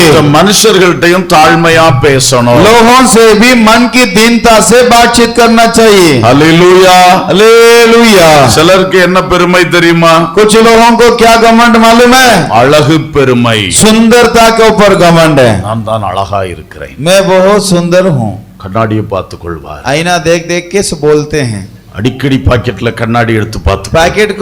पैकेट में झोला में आईना लेके घूमते हैं। இப்ப கண்ணாடி தேவையில்லை, மொபைல் போதும். अभी तो आईना भी जरूरत नहीं, मोबाइल काफी இப்ப है। நிறைய வேலையை மொபைல் சேர்த்து செய்திருது. वो कैमरा निकाल कर देख के मालूम कर लेते हैं, बहुत काम मोबाइल कर लेता है। ஆஹா, அங்க ஒரு அழகான ஆளை பார்த்தா நம்ம இப்படி இருக்கோம், நான் தான் அழகா இருக்கேன். तो वहाँ किसी को अगर सुंदर दिखाई दिया तो मैं कैसा हूँ बोल के अपने आप को फिर दोबारा देखने लगते हैं। என் ட்ரெஸ் எப்படி இருக்கு, दूसरा का कपड़ा देखा तो अपना कपड़ा को भी देखने लगते हैं, मैं भी ठीक हूँ। ஹேர் ஸ்டைல் எப்படி இருக்கு, तो मेरा हेयर स्टाइल चूल को बढ़िया से देखते हैं, सजाते हैं। இதுல எல்லாம் பெருமை. ये सबसे भी घमंड होता है। எதுக்கு இந்த பெருமை? क्यों घमंड है? அதான் பிரைட் ஆஃப் ஃபேஸ் என்று சொல்லுவார்கள், முகத்தின் பெருமை. इसी को कहते हैं चेहरा का घमंड बोलते। இந்த பெருமை இருக்க கூடாது. आपको घमंड नहीं होना चाहिए। அல்லேலூயா. हालेलुया। எல்லாம் நல்ல பாடமா வச்சுக்கோங்க உள்ளத்துல. ये सब दिमाग में घुसा के रखिए। கர்த்தர் உங்களை நல்லா அழகா வச்சிருக்கட்டும். आपको भला सुंदर है, आपको प्रभु सुंदर ही रखा है, ஆனா பெருமைப்படக்கூடாது. लेकिन आपको घमंडी नहीं होना चाहिए। சிலருக்கு பிரைட் ஆஃப் பிளேஸ், இடத்தின் பெருமை. किसी लोगों को जगह को लेकर घमंड होगा। எந்த ஊர்க்காரன் தெரியுமா? मैं कहाँ का मालूम है? கன்னியாகுமரிக்காரனா. मैं तो कन्याकुमारी का हूँ। இந்த பெருமை கொண்டு நம்ம என்ன சம்பாதிக்க போறோம்? ये घमंड को लेकर आप क्या कमाने जा रहा है? சிலருக்கு இப்படி பெருமை இருக்கிறது. कुछ लोग को जगह को चलते घमंड है। ஒரு விஷயம் இல்ல. तो ये कोई बात ही नहीं है। உன் தாய் உன்னை அந்த இடத்துல பெற்றதுனால நீ அந்த ஊர்க்காரன்னு அழைக்கப்படுகிறாய். आपका माँ वहाँ आपको जन्म दे दिया इसलिए आप वहाँ का हो गया। உன் ஆதார் கார்டு அந்த ஊர்ல இருக்கனால நீ அந்த ஊர்க்காரன் என்று அழைக்கப்படுகிறாய். आधार कार्ड आपका वहाँ में है इसलिए आप उस गांव का हो गया। வேலை நிமித்த அட்ரஸ் மாறி போனா என்ன பண்றது? काम को लेकर अगर बदली होके जाएंगे तो क्या होगा? இந்த ஊர் பெருமை அடுத்த ஊர்ல கொண்டு காட்டி பிரயோஜனம் உண்டா? अपना गांव का घमंडी को दूसरा जगह में जाकर दिखाने से कोई फायदा है? அதெல்லாம் வேண்டாம். नहीं नहीं होगा कुछ भी। ஹல்லேலூயா. हालेलुया। இன்னொன்னு பிரைட் ஆஃப் ரேஸ் என்று சொல்லுவார்கள். அதான் அந்த இனம், கொஞ்சம் முன்னாடி சொன்னேன், இனத்தின் பெருமை, ஜாதியின் பெருமை. तो वो एक प्रकार का घमंड वो जाति के प्रति होता है। ஹல்லேலூயா. हालेलुया। இன்னொன்னு இருக்கு பிரைட் ஆஃப் கிரேஸ். वो ये दूसरा एक घमंड होता है, कृपा के ऊपर में घमंड होता है। இது விசுவாசிகளுக்கு மட்டுமே வரக்கூடிய நோய். ये खास तौर से पुराना विश्वासी को ही आता है। என்ன நோய் இதுன்னா ஆண்டவர் தந்த கிருபையிலே பெருமை வந்துருது. लेकिन ये ऐसा बीमारी है कि परमेश्वर दिया हुआ अनुग्रह में ही घमंड करने लग जाते இப்போ हैं। நீங்க ஜெபம் பண்ணி இன்னொருத்தருக்கு சோமாயிட்டுன்னு வச்சுக்கீங்களா, अगर आप प्रार्थना करके किसी को चंगा हो गया உடனே பெருமை வந்துரும். उसके बाद भूल जाएंगे நான் ஜெபித்தேன் அவன் சுகமானா. मैं प्रार्थना किया वो ठीक हो गया। நீ ஏன் சுகத்தை கொடுத்த? तो आप चंगा किया क्या? இயேசு சுகத்தை கொடுத்தார். यीशु चंगा किया। அல்லேலூயா. हालेलुया। वो ஜெபத்தை கிருபையா கேட்டார். उसका आपका प्रार्थना को प्रभु सुना। அப்ப உண்மையில எவ்வளவு தாழ்மைப்படணும். देखिए आप सचमुच कितना नम्र होना चाहिए। ஏசப்பா என் ஜெபத்தை கேட்டு சுகம் கொடுத்தீங்களே நன்றி அப்பா. हे प्रभु मेरा प्रार्थना सुन के चंगा किया, धन्यवाद बोलना चाहिए। அல்லேலூயா. हालेलुया। பவுலும் பர்னபாவும் ஒரு இடத்துல அற்புதம் செய்த உடனே தெய்வங்களாக இது பண்ண வந்துட்டாங்க. बरनबा पौल दोनों एक जगह में जब चमत्कार कर दिए तो लोगों ने उनको ईश्वर का तुल्य मानने लगे. அவங்க எல்லாத்தையும் தட்டி விட்டுட்டு ஓடிட்டாரு. वो लोग सबको छोड़कर वहां से भाग गए. எப்பா இயேசு சுகம் தருகிறார். हे प्रिय लोगों, यीशु चंगा करता है, இயேசு அற்புதம் செய்கிறார். यीशु चमत्कार करता है. நீங்க எங்களை பெருசுபடுத்த கூடாது. आप लोग हमें बड़ा नहीं करना है. நாங்கள் கர்த்தருடைய ஊழியக்காரர். हम लोग परमेश्वर के सेवक लोग होते हैं. हालेलुया. விசுவாசிகளே, உங்களுக்கு நல்ல கிருபைகளும் தாளந்துகளும் திறமைகளும் கர்த்தர் தருவார். प्रिय विश्वासी लोगों, आपको प्रभु बड़ा चिन्ह और चमत्कार और वरदानों को देगा. ஆவியின் வரங்களை உங்களுக்கு தருவார். आत्मा के वरदानों को भी प्रभु देगा. அதனால் பெருமை கொள்ளக்கூடாது. लेकिन उसी से किसी को घमंड नहीं होना चाहिए. எந்த விஷயத்திலும் தேவ பிள்ளைக்கு பெருமை வரக்கூடாது. लेकिन किसी प्रकार विषय में परमेश्वर के लोगों को घमंड नहीं आना चाहिए. வாழ்வது தேவனுடைய கிருபையினாலே. हम जीवित है परमेश्वर की कृपा से. हालेलुया. हालेलुया. பெருமை உள்ளவர்களுக்கு தேவன் எதிர்த்து நிற்கிறார், தாழ்மை உள்ளவர்களுக்கு கிருபை அளிக்கிறார். अभिमानियों को परमेश्वर विगर्भ करा है, जो नम्र है उनको परमेश्वर कृपा देता है. அல்லேலூயா. हालेलुया. இன்னும் இன்னும் தாழ்மைப்பட்டு கிருபையை அதிகமா பெற்றுக்கொள்ள வேண்டும். और भी और हम दीन और नम्र होकर अनुग्रह को बढ़ा लेना चाहिए. இவள் பெருமை பேசிக் கொண்டிருந்தாள். ये अपने आप में घमंड कर रही थी. அடுத்து போட்டி பேசினாள். उसके बाद वो ईगो போட்டி. उसके बाद वो अपने अंदर में யார் பெரியவன், अभिमानी हो गए थे. யாக்கோபா நீரா யார் பெரியவன், ये कौन बड़ा है, ஓ இந்த கிணறு யார் தந்தது தெரியுமா, ये कुआं को किसने दिया मालूम है, யாக்கோபை விட நீர் பெரியவரா, याकूब से आप बड़ा है क्या. இப்படி இந்த போட்டி தன்மைகள் विवाद कर रही थी. தேவையான போட்டி இருக்க வேண்டுமே தவிர தேவையில்லாத போட்டி இருக்க கூடாது. मतलब आपस में मतलब बढ़ोतरी होना चाहिए, लेकिन वो अभिमानी होकर नहीं करना चाहिए. நீ நன்றாக வாழ வேண்டும் என்கிறதுல போட்டி போட்டு முன்னேறு. तो आप इस प्रकार अच्छा से जीना है करके आगे बढ़ने के लिए प्रयास करिए. படிப்பிலே போட்டி போட்டு முன்னேறு. पढ़ाई करने में आप कोशिश करके आगे बढ़िए. விளையாட்டு துறையிலே பல கேம்ஸ் அண்ட் ஸ்போர்ட்ஸ் இருக்கிறது, அதுல போட்டி போட்டு முன்னேறு. खेल कूद में इस प्रकार जो जितना मौका है उसमें आप आगे बढ़कर निकल कर आइए.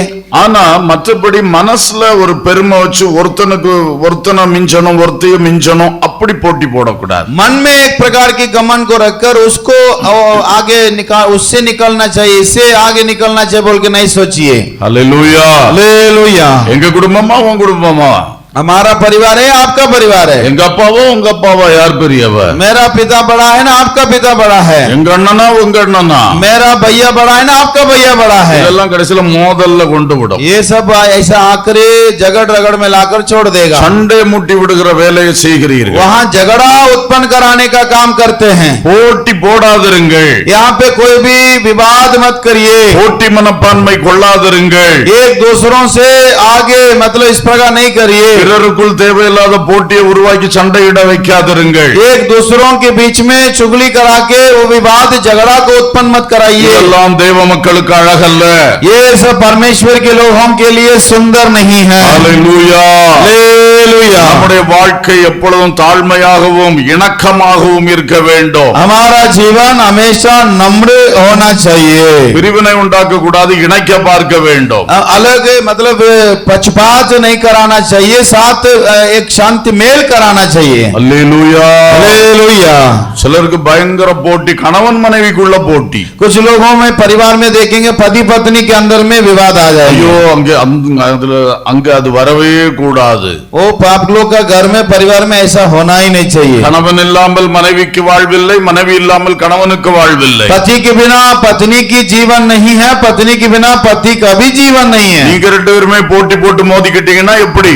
आप लोग दोनों आपस में झगड़ते रहेंगे तो कैसे होगा? ஒரு நாளும் அதற்கு இடம் கொடுக்காதிருங்கள். कभी भी आप लोग आपस में जगह नहीं देना है. ஹல்லேலூயா. हालेलुया. ஒரு நாள் ஒரு ஐயா எனக்கு போன் பண்ணி ஜெபம் பண்ணும்படி கேட்டா, एक दिन एक भैया ने हमको फोन करके प्रार्थना करने के लिए कहा। அவர் சொன்னது அவருடைய மகனுக்கும் மருமகளுக்கும் இருக்கிற போட்டியை குறித்து சொன்னார். उन्होंने बताया कि उनका बेटा बहू के बीच में जो झगड़ा है उसके बारे में बताया। என் மகனும் மருமகளும் நல்லா படிச்சிருக்காங்க. मेरा बेटा भी अच्छा से पढ़ाई किया है, बहू भी अच्छा से पढ़ाई की है। டாக்டர் ஒருத்தர் இன்ஜினியர். एक डॉक्टर है, एक दूसरा इंजीनियर है। ரெண்டு பேரும் நல்ல சம்பளம் வாங்குறாங்க. दोनों अच्छा कमाई कर लेते हैं। பெரிய வீடு கட்டி இருக்காங்க. बड़ा घर बना लिए हैं। எல்லா வசதியும் இருக்கிறது. सब उसमें है। ஆனா வீட்ல ஒரு நாள் நிம்மதி இல்லையா? लेकिन घर में कभी भी शांति नहीं है। ரெண்டு பேரும் ஈகோ சண்டை போட்டுக்கிட்டே இருப்பாங்க. दोनों आपस में झगड़ा करते रहते हैं। எதுக்கு எடுத்தாலும் யார் பெரியவன் என்ற போட்டி தான் வருது. किसी भी बात में यही बात निकलता है कि कौन बड़ा है। இவ்வளவு ஐஸ்வர்யம் எல்லாம் இருந்தும் நிம்மதி இல்லையா? इतना धन दौलत होके भी कोई शांति नहीं है। ஜெபம் பண்ணுவீங்களா என்று கேட்டார். प्रार्थना करेंगे क्या बोलकर पूछा। பாத்தீங்களா, எல்லாம் இருந்தும் இந்த போட்டி வந்து வாழ்க்கை எவ்வளவு கேடாக மாற்றுகிறது. देखिए, सब कुछ होने के बावजूद भी जो लोगों के मन में वो झगड़ा आने की वजह से कैसा शांति आ जाता है। யாரும் இப்படி போட்டி வைக்கவே கூடாது. कोई भी ऐसा विवाद नहीं रखना चाहिए। அடுத்தது இவள் பகையை பெருசுபடுத்தினாள். उसके बाद वो बैर को बढ़ाने लगा। 12ஆம் வசனத்தில் அவ சொல்றா, 12वां वचन में बताती है, நம்முடைய பிதாவாகிய யாக்கோபை பார்க்கிலும் நீர் பெரியவரோ? क्या तो हमारा पिता याकूब से बड़ा है। யூஸ் பண்ற வார்த்தையை பாருங்க.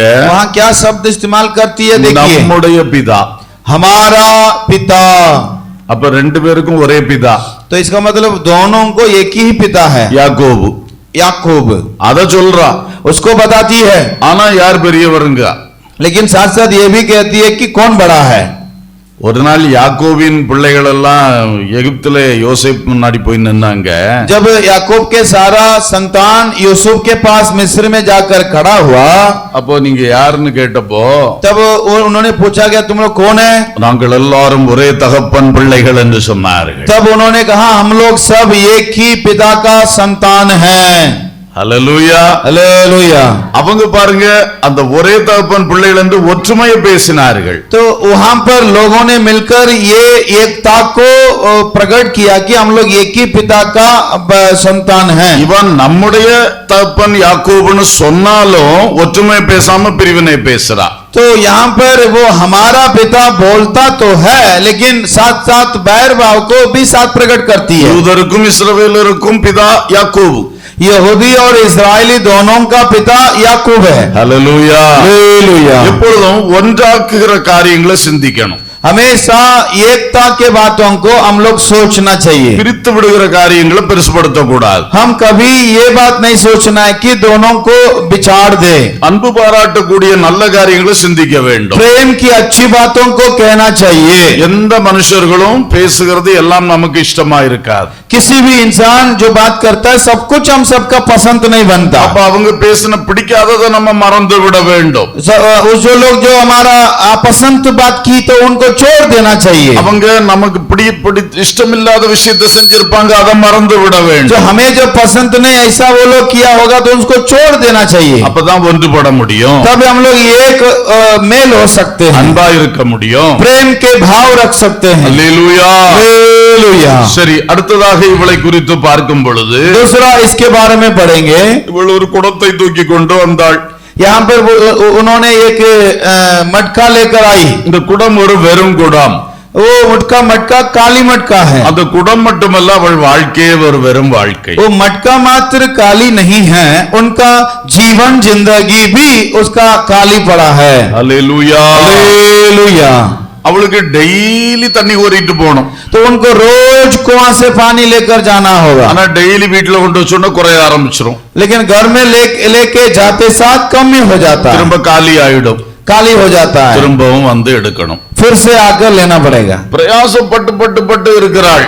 प्रयास कर करके तो रहा, ஆனா டெய்லி குறைவுபட்டு கொண்டே இருக்கிறது. लेकिन रोज का रोज कम ही पड़ता ही जाता है। அந்த குடத்தை போலதான் அவள் வாழ்வும் இருக்கிறது. उनका जैसे लाई मटका के जैसा ही उनका जीवन भी है। அவள் 5 கல்யாணங்களை பண்ணினாள். वो 5 शादी की है, 5ம் அவளை திருப்திப்படுத்தவில்லை. वो 5 शादी उनको तृप्त नहीं कर सका। கல்யாணம் பண்ணாமலே ஒருத்தனோட வாழ்ந்து கொண்டிருக்கிறாள். और बिना विवाह किए एक व्यक्ति के साथ जीवन अब जी रही है। திருப்தியற்ற திருப்தியற்ற வாழ்வு, उनका जिंदगी अतृप्तता की जिंदगी है, பெருமை நிறைந்த வாழ்வு. सुनसान पर भरा हुआ जिंदगी है। அல்லேலூயா. हालेलुया। உங்கள் வாழ்க்கையில் எதிலே வறுமை இருக்கிறது? आप सोच के देखिए आपका जिंदगी में कहां पर कालीपन है। நீங்கள் எதற்காக வீண் பிரயாசம் செய்து கொண்டிருக்கிறீர்கள்? आप किसके लिए प्रयास करते हैं? சிலரெல்லாம் பயங்கரமா பிரயாசப்பட்டு உழைக்கிறார்கள். कुछ लोग कठिन प्रयास करके परिश्रम करके कमाते हैं।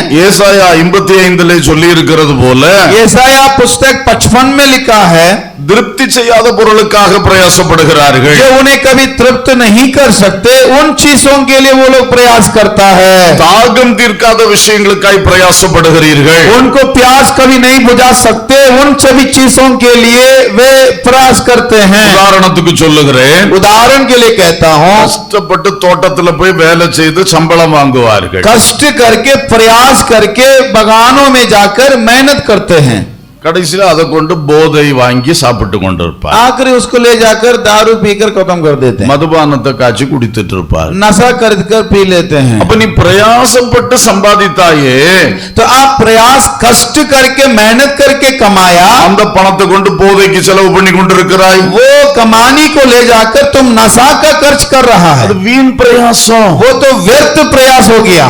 நீ உழைக்கிற சரீரத்தையே போதையை கொடுத்து கெடுக்கிறாய். जिस शरीर को इस्तेमाल करके तुम परिश्रम करते हैं उसी शरीर को बदले में नशा देकर तुम नष्ट करते हो, அது வீண் பிரயாசம். वो तो व्यर्थ प्रयास हो गया। இன்னொரு பக்கம் போதை தாகம் தீர்ப்பதில்லை.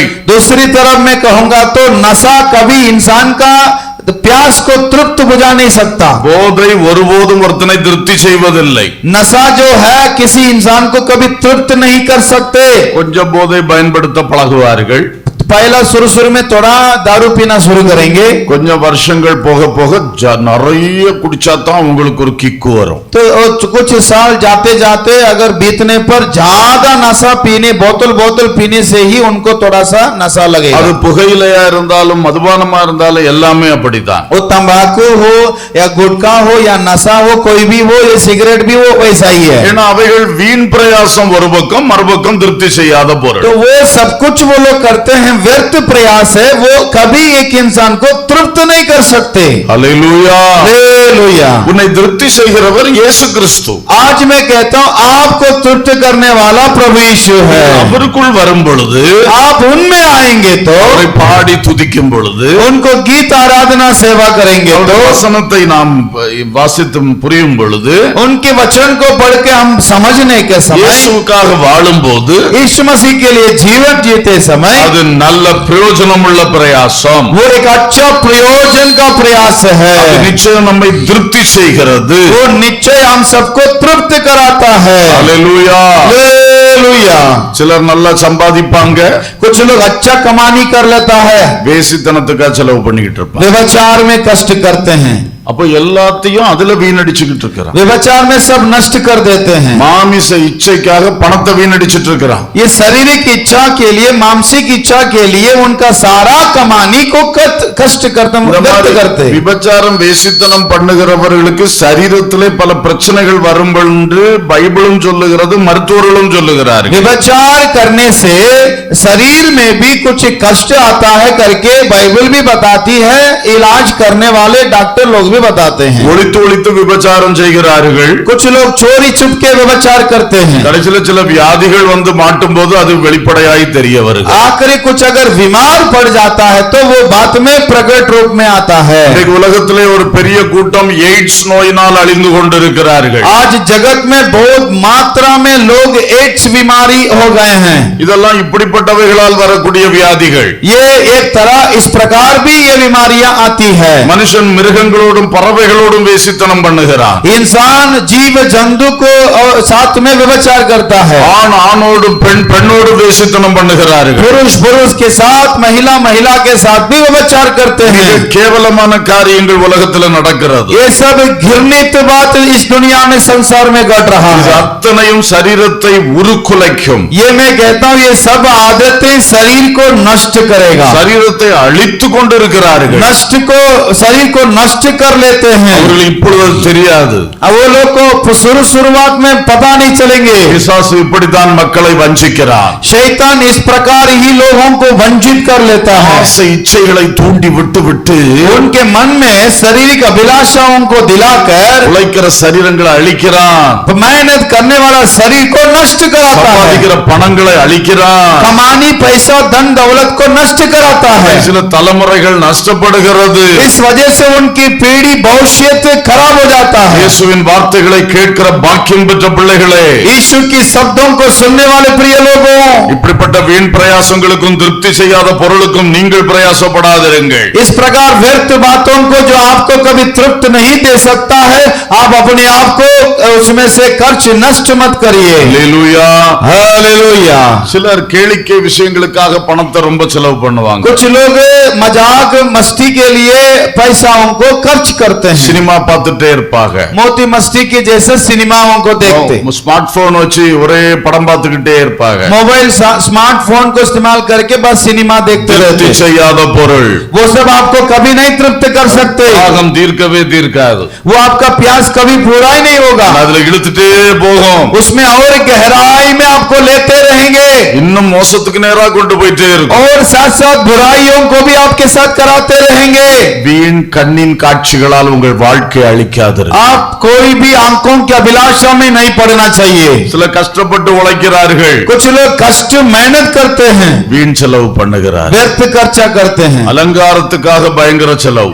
अपना श्रृंगार के लिए ज्यादा खर्च करते हैं। தேவ பிள்ளைகள் ஞானம் உள்ளவர்களா இருக்க வேண்டும். परमेश्वर के विश्वासी लोग ज्ञान होना चाहिए। அல்லேலூயா. हालेलुया।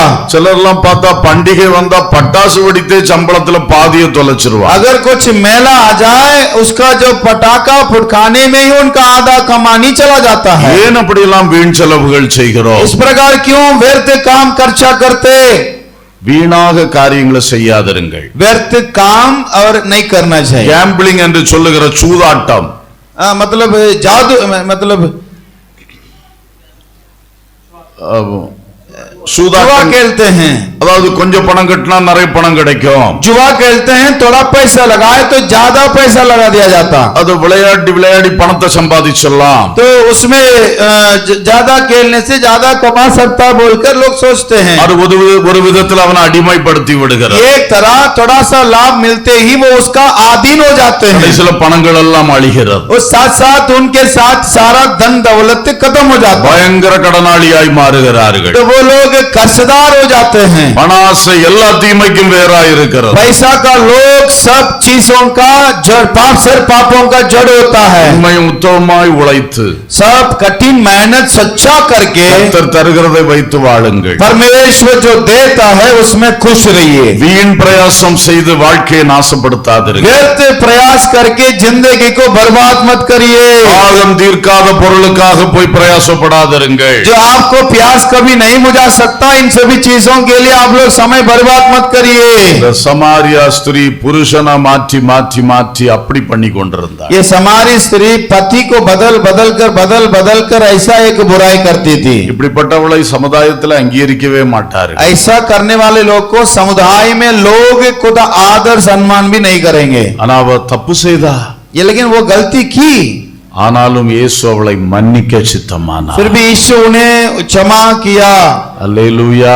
हालेलुया। நீயும் ஒருவேளை இப்படிப்பட்ட தப்புகள் செய்து கொண்டிருக்கலாம். अगर आप भी ऐसा करते होंगे, அன்பு சகோதரா சகோதரி, प्रिय भाई और बहन, நான் சொன்னதுல எந்த தப்புல நீங்க இருக்கீங்களோ எனக்கு தெரியல. मैंने जितना बोला उनमें से कौन सा गलती में आप लोग है मुझे मालूम नहीं है, கர்த்தருடைய கண்கள் உன்னை பார்க்கிறது. लेकिन परमेश्वर की आंखें आपको देखता है। நான் உனக்கு சொல்லுகிற நல்ல செய்தி என்னவென்றால், मैं आपको एक भला संदेश देता हूँ, உனக்கு இயேசுவிடத்தில் மன்னிப்பு இருக்கிறது. आपको यीशु मसीह के पास क्षमा मिलेगा। ஆமென். आमीन। குற்றங்களை மன்னிக்க அவர் ஆயத்தமா இருக்கிறார்.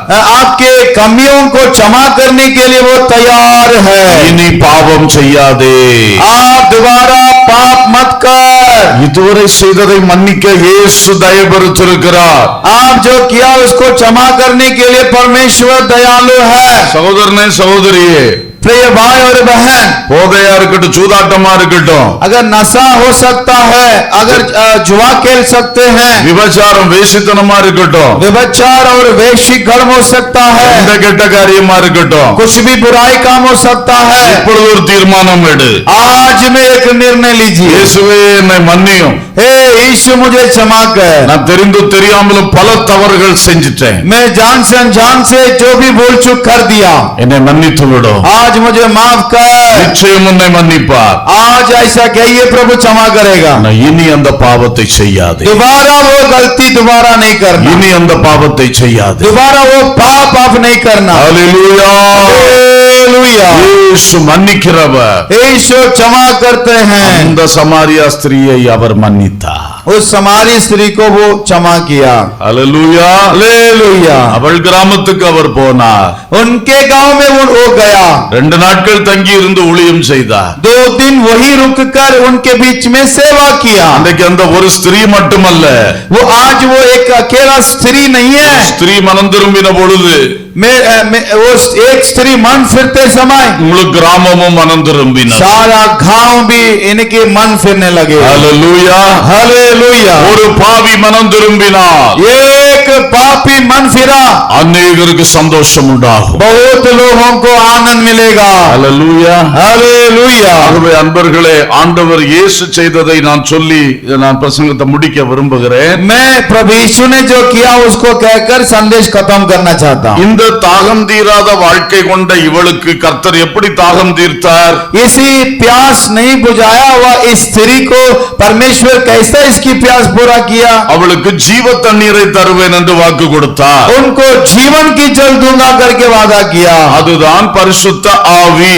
वही पवित्र आत्मा, பரிசுத்த ஆவியை ஜீவ தண்ணீராக நமக்குள்ளும் அவர் தர விரும்புகிறார். पवित्र आत्मा को जीवन की जल के रूप में हमारे अंदर भी वो देना चाहता है। பரிசுத்த ஆவியை நாம் பெற்றுக்கொள்ளும் போது पवित्र आत्मा का हम प्राप्त करने के समय அவர் தேவனிடத்திலிருந்து இறங்கி வருகிறவர். वो परमेश्वर के ओर से उतर कर आता है। கொஞ்சம் கவனிங்க. थोड़ा ध्यान दीजिए, வானத்திலிருந்து மழை பெய்வது போல आकाश से जैसा बारिश बरसती है, பரிசுத்த ஆவியானவர் பரலோகத்திலிருந்து இறங்கி வருகிறவர்.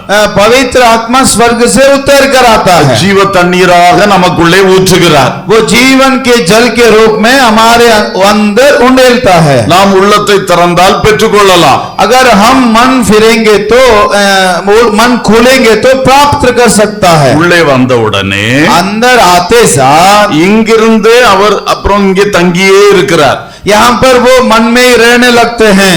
இங்கிருந்து ஒரு நீரூற்றை போல ஊறி பாய்ந்து கொண்டே இருப்பார். वो अपने मन से एक जीवित सोता के जैसे वो कार्य करने लगते हैं। அல்லேலூயா. हालेलुया। மழை பெய்யும் பொழுது ஊற்றுக்கள் திறக்கும். बारिश बरसते समय में सोता खुल जाता है, நிலத்தடியில் இருக்கிற ஊற்றுக்கள் புறப்படும். जमीन का नीचे जो पानी की सोता है वो सब खुल जाता है। அப்ப அந்த ஊற்றுக்கள் புறப்படுவது போல ஆவியானவர் நமக்குள்ளேயே இருந்து புறப்பட்டு கொண்டே இருப்பார். तो ये जैसा पानी की सोताएं उमड़ता है निकलता है, वैसे पवित्र आत्मा हमारे अंदर रहकर उमड़ता रहेगा। அதுதான் ஆவிக்குரிய ஜீவியம், यही आत्मिक जीवन, பரிசுத்த ஆவியை பெற்ற ஜீவியம். पवित्र आत्मा का पाया हुआ जीवन। அது மட்டுமல்ல, ये मात्र नहीं है, யோவான் 7 அதிகாரம் 37 வசனத்திலிருந்து படிக்கும்போது यूहन्ना 7 का 37 में पढ़ते हैं, இயேசு சொன்னார், என்னை விசுவாசிக்கிறவனுடைய உள்ளத்திலிருந்து ஜீவ தண்ணீர் உள்ள நதிகள் புறப்பட்டு பாயும். जो मुझ पर विश्वास करेगा उनके अंदर जीवन का जल निकलेगा। தம்மை விசுவாசிக்கிறவர்கள் பெற்றுக்கொள்ள போற ஆவியை குறித்து அப்படி சொன்னார் என்று 39 வசனத்தில் எழுதப்பட்டிருக்கிறது. उनका नीचे लिखा है, उनका वचन पवित्र आत्मा के विषय में कहा, जिसे वो उस पर विश्वास करने वाले लोगों पर आता है। அல்லேலூயா. हालेलुया। அவங்க 3 காரியங்கள் சொல்லி இருக்கிறது. यहाँ 3 बात लिखा गया, கவனிங்க. ஜீவ தண்ணீர், ध्यान दीजिए, जीवन का जल, ஜீவ ஊற்று, जीवन का सोता, ஜீவ நதிகள். जीवन का नदी। அல்லேலூயா. हालेलुया। மழை போல ஆவியானவர் நமக்குள் வருகிறார். बारिश के समान, बारिश के बूंद के समान हमारे अंदर पवित्र आत्मा आता है। நமக்குள்ளேயே ஒரு ஊற்றாக தங்கி இருக்கிறார். हमारे अंदर ही अंदर एक सोता के जैसे रहता है. அப்புறம் நமக்குள்ளிருந்து புறப்பட்டு பாய்கிறார். अब हमारे अंदर से नदियों के समान निकलकर बहता है. அல்லேலூயா. हालेलुया. நமக்குள்ளிருந்து அவருடைய சந்தோஷம் புறப்படுகிறது. हमारे अंदर से उनका आनंद प्रकट होता है. அவருடைய சமாதானம் புறப்படுகிறது. हमारे अंदर से उनकी शांति प्रकट होता है. நமக்குள்ளிருந்து அவருடைய தெய்வீக சுகம் புறப்படுகிறது. हमारे अंदर से उनका ऐश्वर्य चंगाई प्रकट होता है. வல்லமை புறப்படுகிறது. हमारे अंदर से बल पराक्रम प्रकट होता है. அவருடைய ஞானம் நமக்குள்ளிருந்து புறப்படுகிறது. उनका ज्ञान हमारे अंदर प्रकट होता அவருடைய है. வசனம் புறப்படுகிறது. उनका वचन हमारे अंदर प्रकट இந்த होता है. நதிகள் எல்லாம் எப்படி புறப்படுகிறது? ये नदियां कैसा निकलता है? இந்த ஊற்றாகிய பரிசுத்த ஆவியினாலே. ये जो सोता है पवित्र आत्मा के द्वारा. அல்லேலூயா. हालेलुया. நாங்கள் உங்களுக்கு பிரசங்கம் பண்ணுகிறோம். हम लोग आप लोगों के लिए प्रचार करते हैं. இது தேவ சத்தியமாகிய ஜீவ நதி. ये वचन सत्य वचन का जीवन का नदी है. படிச்சு கொண்டு வந்து எழுதி வச்சு வாசித்துக்கிட்டா இருக்கிறோம். हम लोग क्या यहाँ पढ़ के मनन करके आके बताते हैं क्या? எங்களுக்குள் பரிசுத்தாவியாகிய ஊற்று இருக்கிறார். हमारे अंदर पवित्र आत्मा का सोता है. அவர் நதியாய் இப்பொழுது புறப்பட்டு வந்து वो கொண்டிருக்கிறார். नदियों के जैसा आप लोग के ऊपर में आज मेरे द्वारा प्रकट होता है. இதே மாதிரி எல்லா நன்மைகளும் செய்வார். इसी तरह अल भलाई प्रकट होता है. அல்லேலூயா. हालेलुया. உங்களுக்கு பிரம்மபுத்திரா நதியை பற்றி நன்றாக தெரியும். आपको मालूम है पास में ब्रह्मपुत्र नदी है. பிரம்மபுத்திரா நதி எவ்வளவு பெரிய நதியாய் பாய்ந்து ஓடுகிறது. ब्रह्मपुत्र नदी कितना विशाल नदी होकर बहती है. அது போகும் இடமெல்லாம் எத்தனை பட்டணங்கள் தேசங்களை செழிப்பாக்குகிறது. वो जहां जहां बहती है कितना जिला गांव गली नदी वो मतलब हरा भरा कराता है. ஆனா அது புறப்படுகிற இடம் உங்களுக்கு பக்கத்துல தானே இருக்கிறது. पर वो जो बनता है वो हम लोगों के पास में है. என்ன இடம்? अरुणाचल அது இடம் दौला சொல்லுங்க. वो नदी जहां से निकलती है वो हमारी तरफ से ही बहकर जाती है. அந்த என்ன டோலாவா? अरुणाचल दौला. டோலா அருணாச்சல்ல டோலாவில இருந்து அது ஸ்டார்ட் ஆகிறது. वो अरुणाचल और पास में दौला के पास में से वो नदी बहती है. எப்படி ஸ்டார்ட் ஆகிறது? ये कैसे उत्पन्न होती है? பனி உருகி वो बर्फ गल के சொட்டு சொட்டாக உருவி एक एक बूंद बूंद करके निकलकर சின்ன சின்ன ஸ்ட்ரீம்ஸ் ஆக அந்த வாய்க்கால் போல छोटे ஓடை போல வந்து छोटा छोटा गलियों से निकलकर அப்புறம் வந்து அது பெரிய நதியாய் மாறுகிறது. छोटे छोटे नाला से होकर बड़ा नदी बनता है. அல்லேலூயா. हालेलुया. பரிசுத்தாவியும் நமக்காக ஊற்றப்பட்டு पवित्र आत्मा भी हम आपके लिए ऐसा ही बहने लगता है. நமக்குள்ளிருந்து ஊறி பாய்வா. हमारे अंदर से बहने लगेगा. நதி செழிப்பாக்குவது போல நமது வாழ்க்கை பலரை செழிப்பாக்கும். नदी अनेक जगह को जैसे हरा भरा करता है वैसे वो हम सबके जीवनों को भी हरा भरा बनाता है. அல்லேலூயா. हालेलुया. உங்க ஊர்ல எல்லாம் பனியில இருந்து வருது. आप लोग के जगह में बर्फ से निकल कर आता है. எங்க ஊர்ல எப்படி வருது தெரியுமா? हमारे गांव में कैसा होता मालूम है? எத்தனை பேர் கன்னியாகுமரி வந்திருக்கீங்க? कितने लोग कन्याकुमारी आए हैं? हाथ उठाइए. கடமலை குண்டு கன்வென்ஷனுக்கு कड़मले कुंड कन्वेंशन कितना लोग आए हैं? हाथ उठाइए. நீங்கள் அங்கே மலைகளை பார்த்திருப்பீர்கள். आप लोग वहां पर पहाड़ देखा होगा. அதுக்கு பேரு வெஸ்டர்ன் காட்ஸ், மேற்கு தொடர்ச்சி மலை. उसका मतलब पूर्व की तरफ से बहता है. அந்த மலையில பனி கிடையாது. वहां पर बर्फ नहीं होता पहाड़ों में. ஆனா நல்ல புல் பூண்டுகள் இருக்கின்றன. लेकिन वहां पर हरा भरा घास उगते हैं. அதுல மெத்தை போல ஒரு வித புல் படர்ந்து கிடக்கிறது. तो उनमें से मतलब एक तरह की घास उगने लगता है. மழை பெய்யும் போது அது அந்த தண்ணீரை உறிந்து வைத்துக் கொள்ளுகிறது. तो वो बारिश आते समय में वो पानी को अपने पास खींच कर रख लेता है. பிறகு அதுக்குள்ள இருந்து ஊற்றுகள் வருகிறது. पर उनके अंदर से सोता बहने लगता है. அந்த தண்ணீர் சொட்டு சொட்டாய் வடிய ஆரம்பிக்கிறது. वो पानी एक एक बूंद बूंद करके गिरने लगता அது है. ஓடைகளாக மாறி நதிகளாக புறப்படுகிறது. वो एक विशाल एक मतलब नाला के जैसा बनकर नदियों के जैसा बदलता है. எங்க ஊர்லயும் காவேரி வைகை என்று நதிகள் எல்லாம் ஓடுகிறது. हमारे गांव में भी कावेरी वैगई नाम का कुछ कुछ नदियां बहते हैं. அப்ப தேவன் வைத்திருக்கிற ஆச்சரியமான ஒரு காரியம். ये सब परमेश्वर परमेश्वर ने जो रखा हुआ आश्चर्यता की सृष्टि है, மனிதனை வாழ்விக்கும்படி इंसान को जीवित रखने के लिए தண்ணீரை வானத்திலிருந்து தந்து पानी को बरसात के रूप में அந்த देकर தண்ணீரை ஒரு இடத்திலே தங்க வைத்து उसी पानी को एक जगह में जमा அதை कराकर ஊறி பாயச் செய்து उसको अगर गल के बहाकर அது நதிகளாய் புறப்பட்டு பலரை ஆசீர்வதிக்கிறது. वो नदियों के रूप में बनकर बहुतों को आशीष देता है। இதே போலத்தான் वैसा ही பரிசுத்த ஆவியை பரலோகத்திலிருந்து நமக்கு தந்து पवित्र आत्मा को स्वर्ग से हम आपको देकर நம் ஒவ்வொருவருக்குள் தங்கும்படி செய்து हम सबके मनों में बसाकर ஜீவ ஊற்றாக நமக்குள்ளே ஊறச் செய்து जीवित सोता के रूप में हमारे अंदर देकर நமக்குள்ளிருந்து புறப்பட்டு கிரியை செய்கிறார். हमारे अंदर से निकलकर कार्य करता है। அவர் அநேகரை ஆசீர்வதிக்கிற ஜீவநதியாய் இருக்கிறார். अनेकों को आशीष करने वाला जीवित नदी बनता है। அல்லேலூயா. हालेलुया। நமக்கும் ஒரு நாளும் வற்றி போகிறதில்லை. वो कभी भी हमारे अंदर सूखा जाता नहीं है। நம்முடைய தாகம் தீர்க்கப்படும். हमारा प्यास पूरा होगा। நாம் திருப்தி வாழ்வு வாழ்வோம். हम तृप्त रहेंगे। பாவம் செய்ய போக மாட்டோம். पाप करने नहीं जाएंगे। பரிசுத்தத்திலே மகிழ்ச்சி அடைவோம். पवित्रता में आनंद रहेंगे। உலகத்திலே ஆசைப்பட போக மாட்டோம். दुनियादारी में नहीं जाएंगे। தெய்வீகத்தில் ஆசைப்படுவோம். परमेश्वर के ऐश्वर्यता में आशीष அது पाएंगे। மட்டுமல்ல, நம் மூலம் பலர் ஆசீர்வதிக்கப்பட்டு கொண்டே இருப்பார்கள். ये मात्र नहीं, हम हमारे द्वारा बहुत लोग आशीष पाएंगे। அல்லேலூயா. हालेलुया। அல்லேலூயா. हालेलुया। அந்த பரிசுத்த ஆவியை நீங்கள் பெற்றுக்கொள்ள போகிறீர்கள். आज वो पवित्र आत्मा को आप लोग प्राप्त करेंगे। தேவன் அந்த ஆவியை உங்களுக்கு ஊற்ற போகிறார். परमेश्वर वो आत्मा को आप लोग के अंदर उंडेलने जा रहा है। எத்தனை பேர் பரிசுத்த ஆவியை இன்னும் பெற்றுக்கொள்ளவில்லையோ? आप में से कितने लोग और भी पवित्र आत्मा को प्राप्त नहीं किया हो? இதயமாகிய பாத்திரம் வெறும் பாத்திரமாய் இருக்கிறது. आपके हृदय जो खाली पड़ा हुआ है, கர்த்தர் அதை நிரப்ப விரும்புகிறார். परमेश्वर उसको भरना चाहते हैं। அல்லேலூயா. हालेलुया। பெற்றுக்கொள்ள நீங்கள் ஆயத்தமா?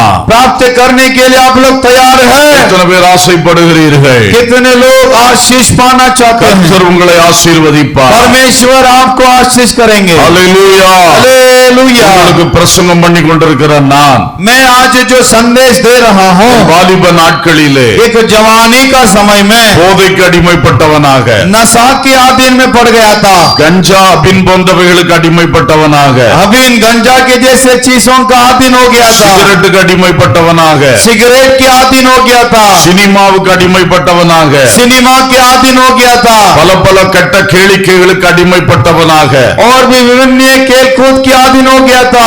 வாழ்க்கையை வீணடித்துக் கொண்டிருந்தேன். मैं जीवन को बर्बाद कर रहा था। என் வாழ்க்கை எனக்கே வெறுப்பாய் மாறிவிட்டது. मेरा जिंदगी मेरे लिए ही नफरत बन गया। பிரயோஜனமற்றவனாய் வாழ்ந்து கொண்டிருந்தேன். मैं बिना प्रयोजन का हो गया। குடும்பத்துக்கு பாரமாக இருந்து கொண்டிருந்தேன். मैं अपना घर के लिए बोझ बनकर रहा। ஆனால் ஒரு நாள் இயேசு என்னை சந்தித்தார். लेकिन एक दिन प्रभु यीशु मुझसे मिला। இயேசு கிறிஸ்து என் வாழ்க்கைக்குள் வந்தார். प्रभु यीशु मेरे जीवन में आया। இயேசு என் வாழ்வை மாற்றினார். यीशु मेरे जीवन को बदला। நான் ரட்சிப்பை பெற்றுக்கொண்டேன். मैं उद्धार को प्राप्त किया। அல்லேலூயா. हालेलुया। பரிசுத்த ஆவியை நான் பெற்றுக்கொண்டேன். पवित्र आत्मा को मैं प्राप्त किया हूँ। பரிசுத்த ஆவி எனக்குள் வந்த பிறகு पवित्र आत्मा जब मुझ में आया, நான் கிறிஸ்துவுக்குள் மகிழ்ச்சியாக இருக்கிறேன். आज मैं मसीह यीशु में आनंदित हूँ। பழைய பாவங்களை தேடி போகிறதில்லை. पुराने पापों को ढूंढ कर कभी नहीं जाता। கெட்டவைகள் மேல் ஆசை வருகிறதில்லை. बुराइयों के ऊपर कभी आशा मेरे मन में नहीं आया। தெய்வீக காரியத்தின் மேல் அத்தனை ஆசை. मैं ईश्वर के बातों में उतना आशा बन गया। இன்றைக்கு போகும் இடமெல்லாம் கர்த்தர் பலருக்கு பயன்படுத்தி கொண்டிருக்கிறார். आज जहाँ जहाँ जाते हैं बहुत सारे लोगों की मैं प्रयोजन बनता हूँ। திருப்தி உள்ள வாழ்க்கை, आज मैं तृप्त हूँ। பிரயோஜனம் உள்ள வாழ்க்கை. आज मैं दूसरों के लिए प्रयोजन का हूँ। உங்களையும் கர்த்தர் அப்படி மாற்ற விரும்புகிறார். आप लोगों को भी प्रभु ऐसे बनाने जा रहा है। அல்லேலூயா. हालेलुया। இயேசு எல்லாரையும் நிரப்ப விரும்புகிறார். यीशु आप सबको भरना चाहते வேலை हैं। பார்க்கிற போற இடத்துல நீங்க பயன்பட போறீங்க, आप लोग इस प्रकार एक जगह में इस्तेमाल किए जाने वाले हैं, வீட்டுல பயன்பட போறீங்க, आप अपने घरों में प्रयोजन किए जाते हैं। ஜெபங்கள் உங்களுக்குள்ள புரண்டு வர போகிறது, प्रार्थना का अनुभव आपके अंदर उमड़ता आना चाहिए, சத்தியம் உங்களுக்குள்ள புரண்டு வர போகிறது, सत्य वचन आपके अंदर से उमड़ कर आना चाहिए, அற்புத அடையாளங்கள் கண் முன்னால நடக்க போகிறது, भला चंगाई चमत्कार आपके बीच में होने जा रहा है। இயேசு உன்னை நிரப்ப விரும்புகிறார். यीशु आपको बदलना चाहते हैं। கேட்போமா? अभी आप प्रार्थना करेंगे, எல்லாரும் முழங்கால் படியிடுவோம், सभी लोग घुटने में हो जाएंगे, எல்லாரும் முழங்கால் படியிடுவோம். सभी घुटने में हो जाएंगे। மிக பரிசுத்தமான நேரம், इस समय अति पवित्र समय है, பரிசுத்த ஆவியை பெற்றுக் கொள்ளுகிற சமயம், आप पवित्र आत्मा को प्राप्त करने का समय है। எல்லாருக்குள்ளும் அந்த தாகம் இப்பொழுது வரட்டும். सबके अंदर में वो प्यास अब आने पाए। கண்களை மூடுங்கள். आंखों को बंद करिए। ஜெபம்னாலே கண்களை மூடணும். प्रार्थना बोलने साथ आंखों को बंद करना चाहिए। ஜெபத்துல வேடிக்கை பார்க்கவே கூடாது. प्रार्थना में कोई इधर उधर नहीं देखना चाहिए। பிள்ளைகள் கண்களை மூடுங்கள். बच्चे लोग आंखों बंद करो, வாலிய தம்பி தங்கச்சி எல்லாம் கண்ணு மூடு. जवान लोग आंखों को बंद करो, எல்லா பெரியவர்களும் கண்களை மூடு. सब बुजुर्ग लोग भी आंखों को बंद करो। கர்த்தரை நோக்கி பாருங்கள். सभी प्रार्थना करिए, இயேசுவே என்று கூப்பிடுங்க. यीशु बोलकर पुकारिए। என் பெருமையை மாற்றும், कितना बड़ा परिवर्तन, என் பெருமையை மாற்றும், मेरे जीवन में परिवर्तन। இயேசுவே என் பெருமையை மாற்றும் அப்பா. हे प्रभु, मेरे अंदर में मेरे गमन को बदल दीजिए, என்னுடைய வெறுமையை மாற்றும் அப்பா. मेरे सुनसानपन को बदल दीजिए, என்னுடைய எம்டினஸ், என்னுடைய வெறுமை மாற்றி விடுங்க. मेरे जीवन में बचा हुआ सुनसानपन दूर होने எல்லாரும் पाए। கேளுங்க, எல்லாரும் கேளுங்க. सभी लोग बोलिए, உமது பரிசுத்த ஆவியை எனக்குள் ஊற்றும், आपके पवित्र आत्मा को मुझ में உமது उंडेलिए, பரிசுத்த ஆவியை எனக்குள் ஊற்றும். आप अपने पवित्र आत्मा को मुझ में उंडेलिए। இயேசுவே, என் இருதயத்தையும் இரத்தத்தால் கழுவி சுத்திகரியும். हे यीशु, मेरे हृदय को तेरे लहू से धोकर शुद्ध कर। உமது ஆவியை எனக்குள்ளே ஊற்றி தாரும். आप आपके आत्मा को मुझ में उंडेलिए। இயேசுவே, என்னை சுத்திகரியும். हे यीशु, आप मुझे चंगा कर। இயேசுவே, உமது ஆவியை என்னிலே ஊற்றும். हे यीशु, आपके आत्मा को मुझ पर उंडेल। எத்தனை பேர் இந்த ஜெபத்தை பண்ணுங்க? कितने लोग ऐसा प्रार्थना करते हैं? இயேசுவே, என்னை சுத்திகரியும், हे यीशु, मुझे शुद्ध कर। பாவங்கள் எல்லாம் மன்னியும். हे यीशु, मेरे पापों को क्षमा कर। இயேசுவே, உம் இரத்தத்தால் என்னை கழுவும். हे यीशु, आपके लहू से मुझे धोकर शुद्ध कर। இயேசுவே, உம் பரிசுத்த ஆவியினால் என்னை நிரப்பும். हे यीशु, पवित्र हमें लहू से मुझे भर देवे। சத்தமிட்டு கூப்பிடுங்கள். आवाज खोलकर प्रार्थना करिए। தேவனே, உமது ஆவியை எனக்கு தாரும். हे प्रभु, आपकी आत्मा को मुझ में தேவனே, उंडेलिए। உமது பரிசுத்த ஆவி எனக்கு தாரும். हे प्रभु, आपके पवित्र आत्मा मुझे दीजिए। நல்லா கேளுங்க, நல்லா கேளுங்க. अच्छा सा बोलिए, मांगिए। தேவனே, உமது ஆவியை எனக்கு தாரும். हे प्रभु, पवित्र आत्मा को मुझे दीजिए। ஹல்லேலூயா. हालेलुया। கேட்டீங்களா? सब लोग मांगते हैं, வாய் திறந்து கேட்டீங்களா? मुंह खोलकर मांगिए। உன் வாய் விரிவாய் திற, நான் அதை நிரப்புவேன் என்று அவர் आप अपने சொல்லியிருக்கிறார். आवाज मुंह खोल, प्रभु अपना आशीषों से भरेगा। கர்த்தர் நிரப்புகிறார். परमेश्वर भर रहा है। இப்பொழுது எல்லாரும் ஸ்தோத்திரம் பண்ண போகிறோம். इस समय हम सभी लोग स्तुति करने जा रहे हैं। ஸ்தோத்திரம் அல்லேலூயா சொல்ல போறீங்க. आप स्तुति हालेलुया कहने கரங்களை वाले, தட்டி கர்த்தரை ஸ்தோத்திரம் பண்ணுங்க. ताली बजाकर प्रभु की महिमा करिए। பரிசுத்த ஆவி உங்கள் மேல் இறங்கி வருவார். और एक आत्मा आपके ऊपर उतर कर பரிசுத்த आएगी। ஆவி